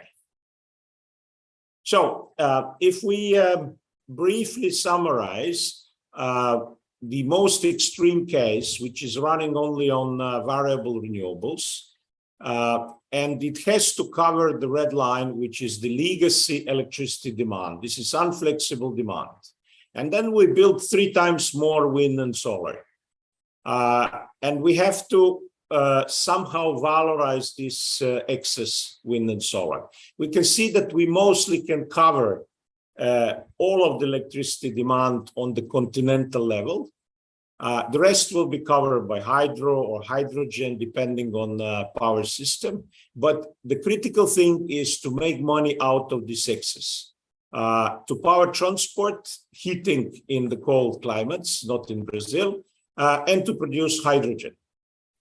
Brazil has a lot of hydro, so it doesn't have to go this radical. And any country that has hydro can, of course, build much less wind and solar. We have a case of Uruguay, which is more or less 100% renewable already, because it mixes wind and hydrogen in the right way. And with this, I would like to thank you. I hope I was short enough that we have still a few time minutes for discussion. Thank you very much, Nevin. We have 2 questions in the panel, and they are posed to all the panelists. So I'm going to read. It comes from Sir Kilkis, and I want you to think about the answers, and then I will follow the order of presentation to see if not everyone will have a point in answer, but anyway. It's, dear panelists, an estimate of the risk of stranded assets from power plants in Latin America in the Caribbean indicates about 6.7 gigatons of CO2 from planned energy infrastructure that is still being planned or since even progressed. It is also estimated that the majority of the increase will come from Brazil and else equal, all else equal. Even if we consider any unseen large penetration of carbon capture and storage in power sector infrastructure, capture rates at any given unit would need to match 90 to 95%, still a conservative range, and preferably 95% plus. In addition, the electricity request for the process could be directly used in the energy system instead. What will be the capture rates and what time scale of deployment? How will geological storage be managed, and what can be the theoretical versus realistic penetration of this option. What would the panelists like to add around these points? So I start asking Raquel, do you have any comments, and then follow to Rodrigo, Marcos, and Hubian and Nevin. Thank you, Ophelia, and I also thank you for the person who made the comments.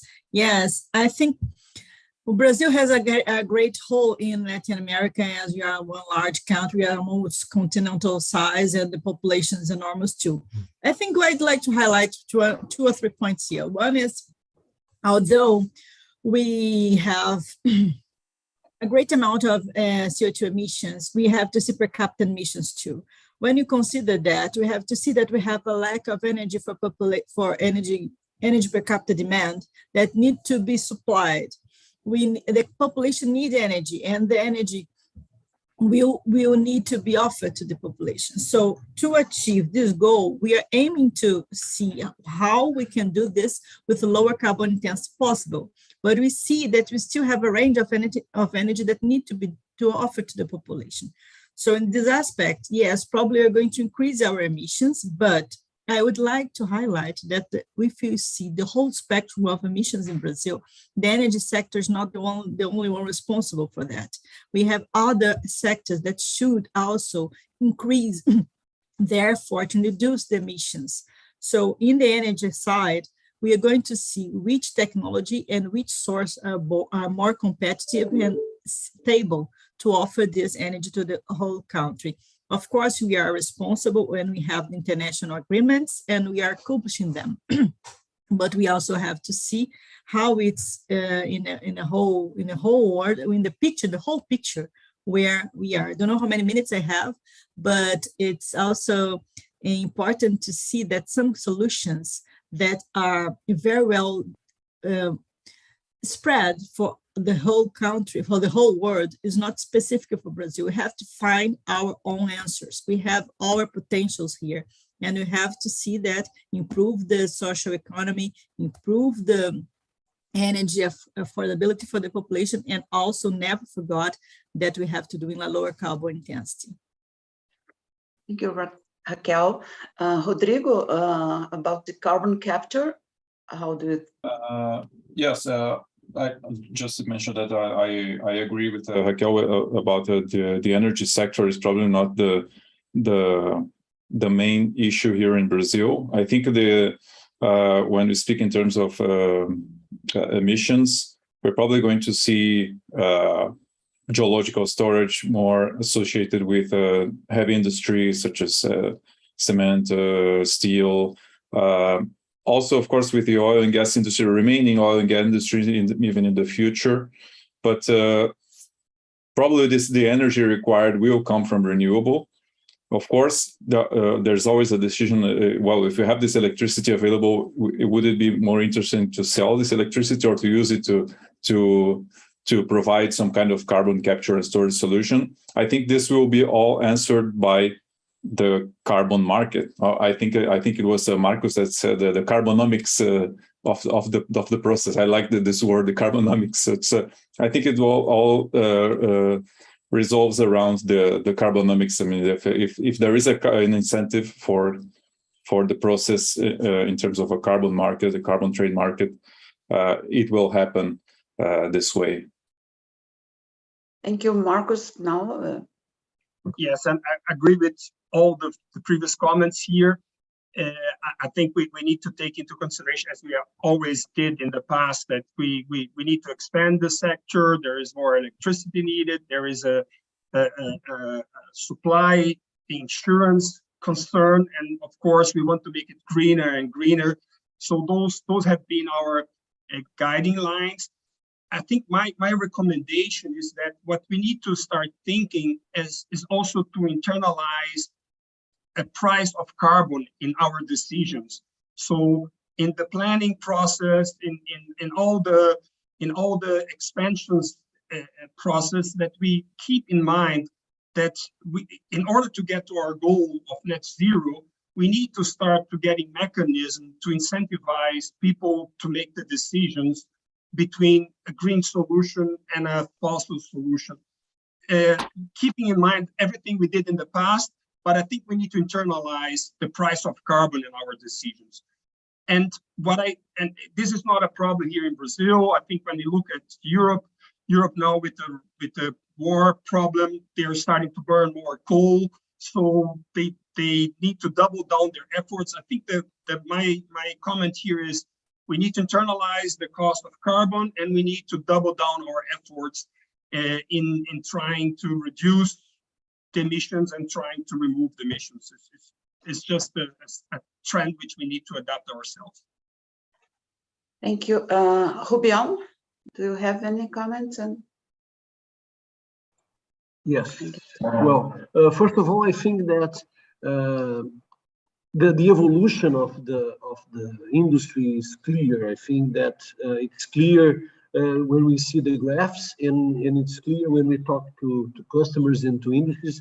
I was talking a little bit about oil and gas and petrochemicals, but what we feel very strongly nowadays is that there is a lot of movement in the area of biofuels, of taking advantage of the waste from agriculture, the waste from the urban waste. I think that there are a lot of initiatives that are really taking place right now. And I agree with Marcos. I think that if there could be a kind of a clear mechanism to give us a sense of tangibility instead of, oh no, this is something intangible. It's something that it's, we want net zero. But I think that we can have a kind of more of a concrete number to show people and to make kind of decisions a little bit easier for the executives. But I'm quite sure that Brazil is in a good way. I think that we have a lot of things happening, from hydrogen to urban waste to the eolic parks, and we are going to deal with this idea of trying to store the renewable energy into chemical energy. And when I was watching Niven's presentation with the smart consumption, you call the smart charging of the electric cars, I see a lot of kind of synergies with Industry 4.0. So I think that we have a lot of challenges ahead of us. I wouldn't be kind of pessimistic. I think that we need to be quick. We need to act right now. And I think that this is something that sometimes people have a kind of inertia to be kind of solved before we move ahead. Okay, and Nevin, please add your view. Well, I think that we should consider amortizing investments in technology which might not last anymore the time they used to last, like 30, 40 years. We should amortize them more quickly in order to avoid stranded assets. This is a significant issue when you enter transition. We still need some investment in old technologies, but the question is how much, until when, and for how many years this investment will actually pay back. So this is a very important message that is being discussed in Europe, and the balancing of new technologies and necessary rewiring European energy system to supply from other sources will make us have to do some very difficult decisions. Okay, there is one second question from Sir Kilkes. It is net zero by mid-century rather than end of century is also important. In addition, as also indicated in the IPCC summary for policymakers, CO2 capture and subsurface injection is a mature technology for gas processing and enhanced oil recovery, only with much less maturity for the power sector. So, Raquel, do you have any comments? Thank you. I'm not a geologist, and I'm not going to discuss about this deeply, but I do think, yes, we are improving this technology, and I've been seeing something being discussed inside the ethanol production in Lucas do Rio Verde, in the central west of Brazil. They are trying to make capture from CO2 in the already green industry of ethanol. I think some investments in technology have been done, and I do think if we have a fungible carbon market, it will help to improve the strength of this new technology. So I think we should do our effort, integrates all the carbon markets in the world, and also make possible to the targets that we have here in Renova Bio, for instance, be part of this market, that will also help us to be even more advanced in the use of renewables as we are here. So I think we have some, and the CO2 that we have in the ethanol industry is very pure, can be resources for other fuels that we have using another process to produce another renewable sources for the transport and etc. So I see a future that we have answers interesting towards this net zero target that we have in this agreement. Thank you. Thank you, Raquel. Rodrigo, please. Yes, I think it was me who mentioned that the net zero by the end of the century. Actually, the question is right. It's more by mid-century. I think 2060 at most. And also, just to reinforce that, I think that the carbon capture and injection in subsurface. It is mature for gas processing and or enhanced oil recovery. Not really for the power sector, and we don't see many projects with the power sector. I think the one that was working in the US or the Boundary Dam project was shut down. I think it was the only one, but I don't envision this process being quite spread with associated with the power sector. I think the power sector is moving fast to renewable energy. And the carbon capture and storage will be much more related to harder to abate emitters, such as I mentioned already, the industries, even transportation if possible, or even and also with a removal technology such as direct air capture or bioenergy CCS. So I don't think the power sector will invest heavily on these processes, at least using fossil fuel, of course. Okay, Marcos. Yes, I before joining carbon engineering, I had some experience in coal-fired power plants, and since 2010, I've been following the capture technologies. And as Rodrigo said, the technologies are there. Capturing CO2 in natural gas processing units is done very frequently, very often. We have examples at Reduc, they do it there, and many projects are now being considered. I have a bit different perception, as Rodrigo just mentioned, and it would be interesting to listen to Nevin. That I believe my perception is that we will start seeing some carbon capture projects coming, especially in Europe, where the emissions tradings are now in the 90 euros range, and the technology is being further developed. But I agree also with Rodrigo. In the long term, probably we will get rid of the fossil fuel power generation.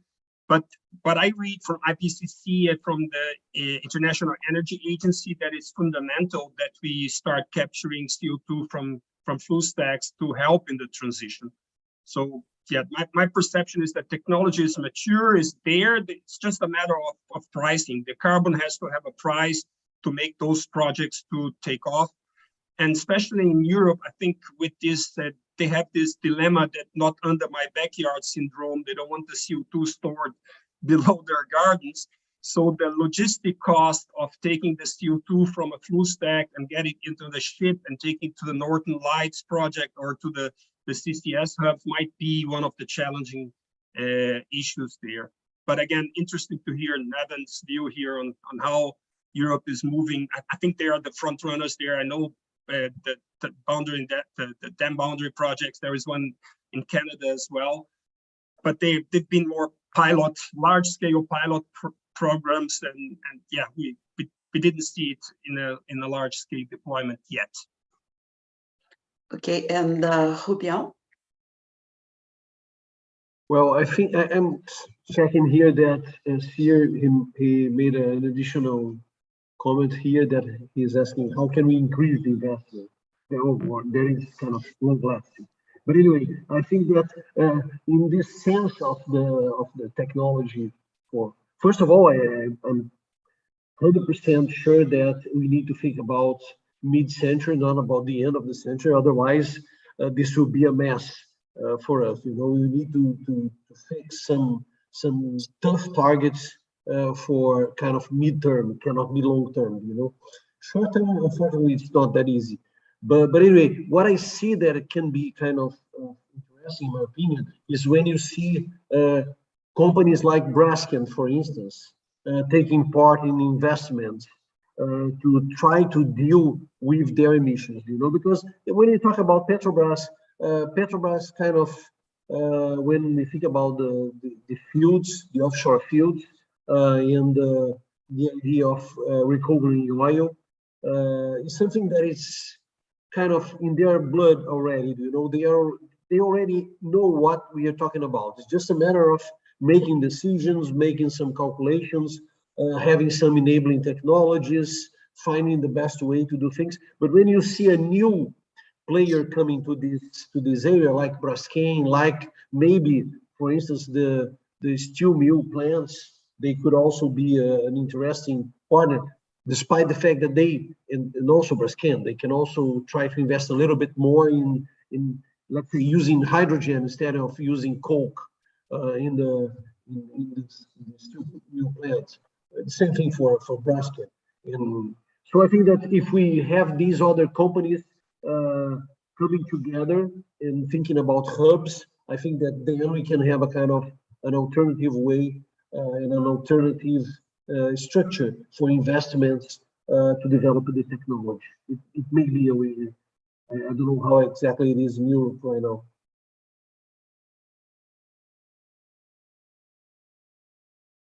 You need to. Nevin, yes. Yeah. Well, I agree with Rodrigo very much. I think we will be seeing CCS mostly in cement and such industries. We have lost the chance to use it in power industry.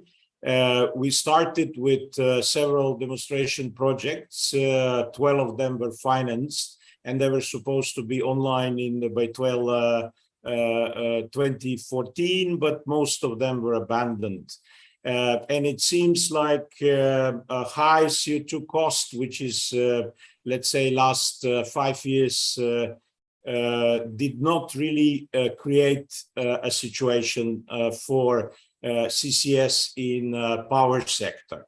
CCS in cement sector is not coming yet, probably after 27, when we install a carbon border adjustment mechanism, so that imported cement will have to pay for CO2.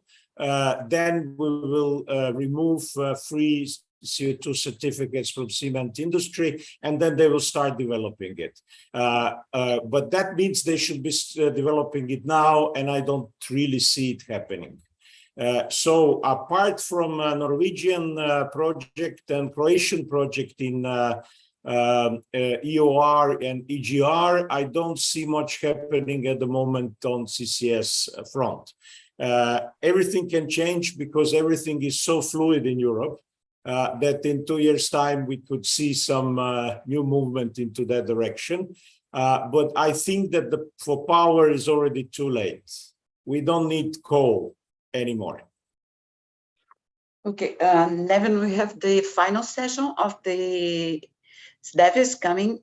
So many other questions will still remain open. I would like to thank everyone, and also to my brief view is that carbon capture and storage is like a bridge to the saphenous vein. So we have to have a healthy diet for the heart and to avoid needing this bypass. So thank you all, every panelist, for your participation and brilliant views. And the floor is yours. Thank you, everyone. Thank you. Thank you, Ophelia. Thank you, everybody. It was a very, very valuable and informative lecture. It's a good panel. Thank you very much. And now I would like to call Professor Luis Colai for the closing remarks of this session and the conference. Colai, are you there? I'm here. Everybody listening to me? Okay? That's okay? Rita? Yes. Great. Okay, let me share with you my screen. I'd like to say some few words. When I was invited to this closing ceremony, I was just starting thinking about the event, about how was everything, about what happened in terms of good things and bad things. Of course, for sure, we'd like to have a chance to receive all of you here in São Paulo, in our city, to congratulate, to exchange experience and so on. But unfortunately, this doesn't work. This was not possible. So I tried to evaluate what happened, considering, in fact, how this happened. The question I was trying to solve, to answer is, did São Paulo SDEWES, the third LA SDEWES, fulfill its role? That's okay, let's see. Let's see what did we set out to do.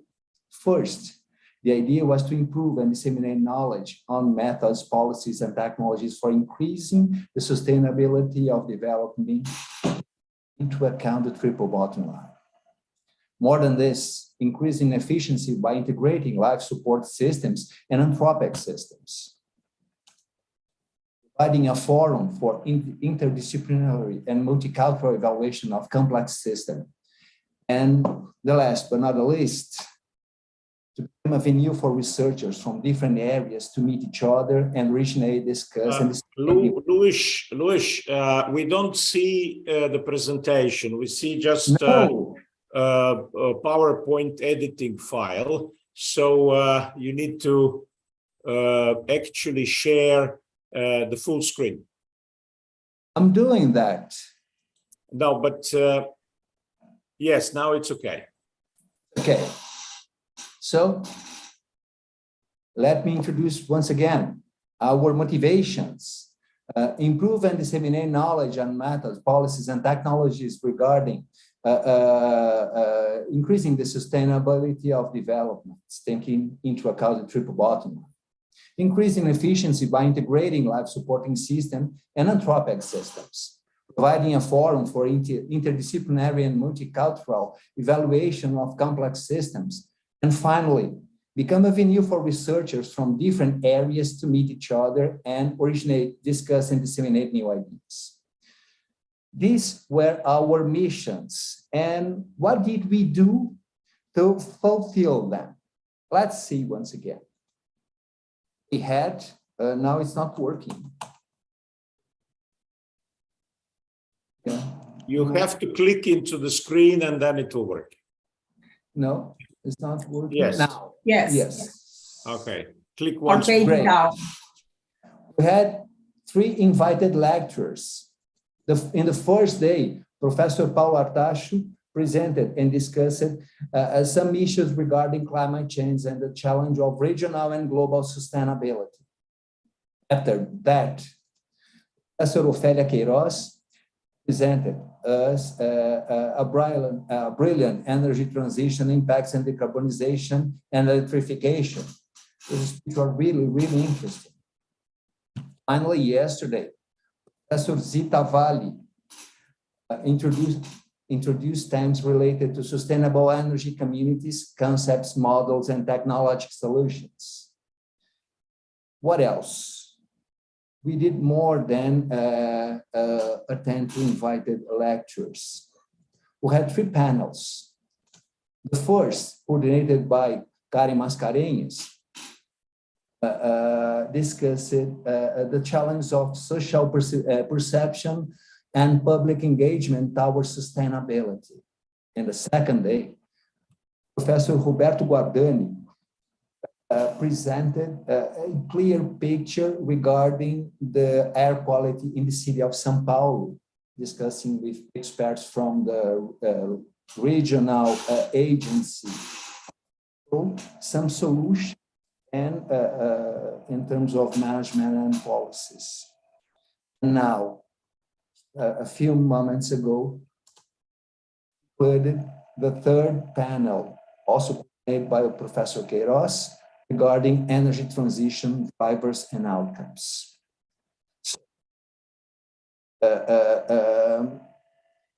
This was one part of the conference, but what was the LA SDEWES from São Paulo in terms of numbers, apart from the panels and the lectures? Let's see in more details. We have received 115 from the online way. They were from 26 countries, from more than this. We had registered 91 papers in our platform. Were shared in 11 technical sections and originated 89 online presentations. This was more than that because we had received about 600 comments on the virtual conference platform. Here we have a list of the intensity of questions split by that involved in these discussions, making questions, comments, and suggestions. So I think that after all of this reflection, I have the answer. Yes, we fulfilled our expectations. SDEWES from São Paulo, SDEWES 2022, achieved its goals. But this was only possible due to the many institutions. I want to say who they are and thank you for their participation. I'd like to start with the academic organizers. Talking about the University of Zagreb, o Instituto Superior Técnico from Lisbon, Universidade de São Paulo, and our Escola Politécnica. And of course, I'd like to say thank you so much for the executive organizer, the International Center for Sustainable Development of Energy, Water, and Environmental Systems, this SDEWES Center. Now, of course, I'd like to also highlight the ever fundamental sponsors, all of you, for this. So, after the general exposition, after saying thank you for the institutional cooperation, I'd like to invite Professor Neven Beach to explain how the process with the partner journal will work. Neven, please. Thank you very much, Luis, for kind words. Before we go to journals, I have to say that the conference will not completely finish online. It is still, the platform is still open for questions until the end of the day, Latin American, Brazilian time. And then we will close it for the questions. But authors are obliged to answer all the questions to their best possibility, because can you imagine if you present orally your work, and then you get the question, and then you just walk out of the room and don't answer it? It's not really nice. So we have to answer these questions. Those that decline to answer the questions by the end of tomorrow, again, Brazil time, they will be cancelled. Their paper will not be published in proceedings, and it will not be invited to journals. So it's not a really very good policy to do. If you don't know how to answer the question, you should clearly say, well, we are still not, this is out of scope of what we were doing. But you have to have an answer. So then when we've completely closed the online conference, then we will be thinking about publishing part of papers in partner journals. Luis, if you can hit, yes, that's it, great. Okay, so we have a long list of partner journals. I'm not sure that we will have them all this year, special issues, but last year we had 20 special issues in different level of journals. Usually to Q1 journals, we only invite archival papers, but we have lots of smaller journals, Q2, Q3, where we invite also some conference papers. So even if you have a conference paper, it may be invited to the journal. But when this is going to happen, because we cannot have these special issues for each of the SDEWES conferences happening during this year, and we have 3. We will wait until the last one that will be in November in Cyprus. And after that one, we will start inviting papers. Once we will have a full list of special issues, then we will invite archival paper corresponding authors to select and to rank journals according to what they think it's the best chance that the paper gets published. Be aware that if you select the Q1 journal on the first place, it might not get selected because it will be crowded. So don't select 5 Q1 after each other, because on the second place, we will already have filled up the quotas for the Q1 journals. So choose cleverly. It's a bit of a game theory that you have to use in order to ascertain a spot in the invitation process. Okay, then you got invitation, and you will have 30 days to submit your paper. The paper has to be improved.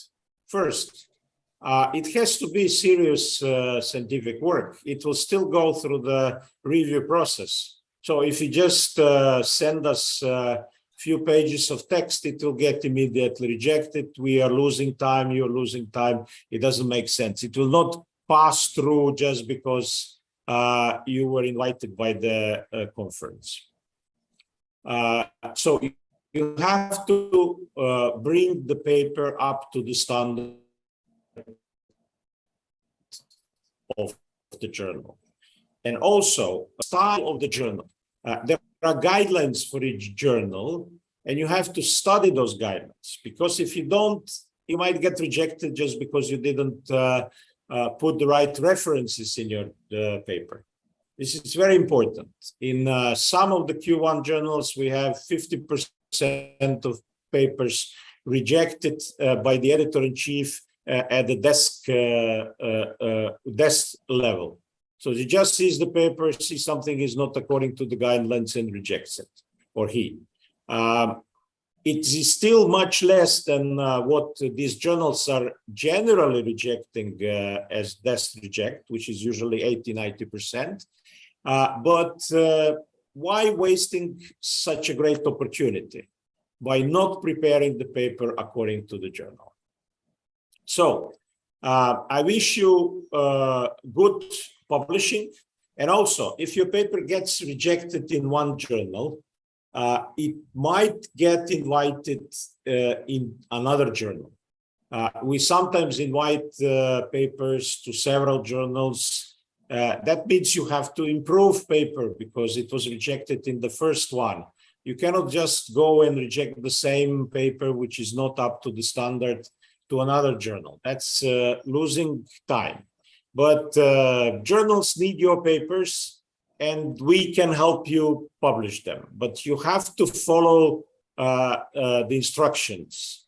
And instructions are all written very clearly in the invitation letter. There is a chance that you missed the invitation letter because you have put us in a spam folder. So check your spam folders in November also for the SDEWES mails. And please whitelist SDEWES.org emails. Please, the next slide. We also have a journal, which we started in 2013. It's open access. If you get invited to a special issue to just SDEWES, then you will have a fee waiver. But you can also publish independently in this journal. It's a relatively low fee, but there is a fee. And we like to help our SDEWES community to publish their papers in the domain of the conference scope as easily as possible. And I think since it's in Scopus, it has quite high site score. It's in Q1 in Scopus, so it should be actually something what is valuable in Brazil. I think Brazil counts Scopus journals. In energy engineering, it's Q2, but in environment, it's Q1. Next slide, please. The next conference, as I mentioned, will happen in November in Paphos. You are most invited. There is still short time for submitting conference abstracts. And for the next year, we are preparing the one in September in Dubrovnik, our main conference. So it will be hybrid as well as Paphos. So you can participate online or you can come to Dubrovnik or Paphos physically if the situation with COVID will be good. We are also building a conference next, the Latin American conference, which might be held in Santiago de Chile. But I cannot put it yet because it's not all finalized. And with this, I wish you good publishing and the future SDEWES participation. And I return the word back to Luis. Okay, thank you, Neven. Finally, I would like to say thank you for all the people involved in the local organizing committee and the staff, mainly the students. Here we have the support from the staff center.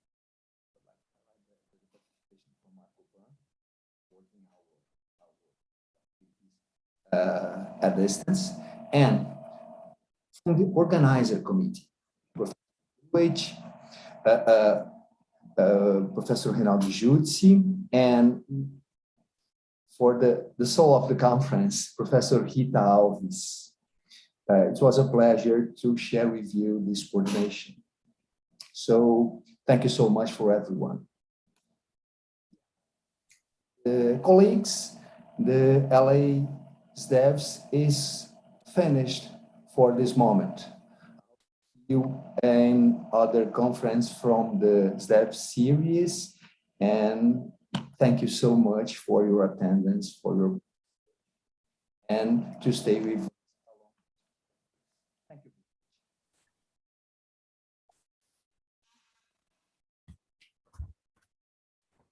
Thank you. See you. Bye. Bye, everyone. See you. Bye-bye. Bye-bye. Bye-bye. Thank you. Congratulations for the conference. Thank you, Ophelia.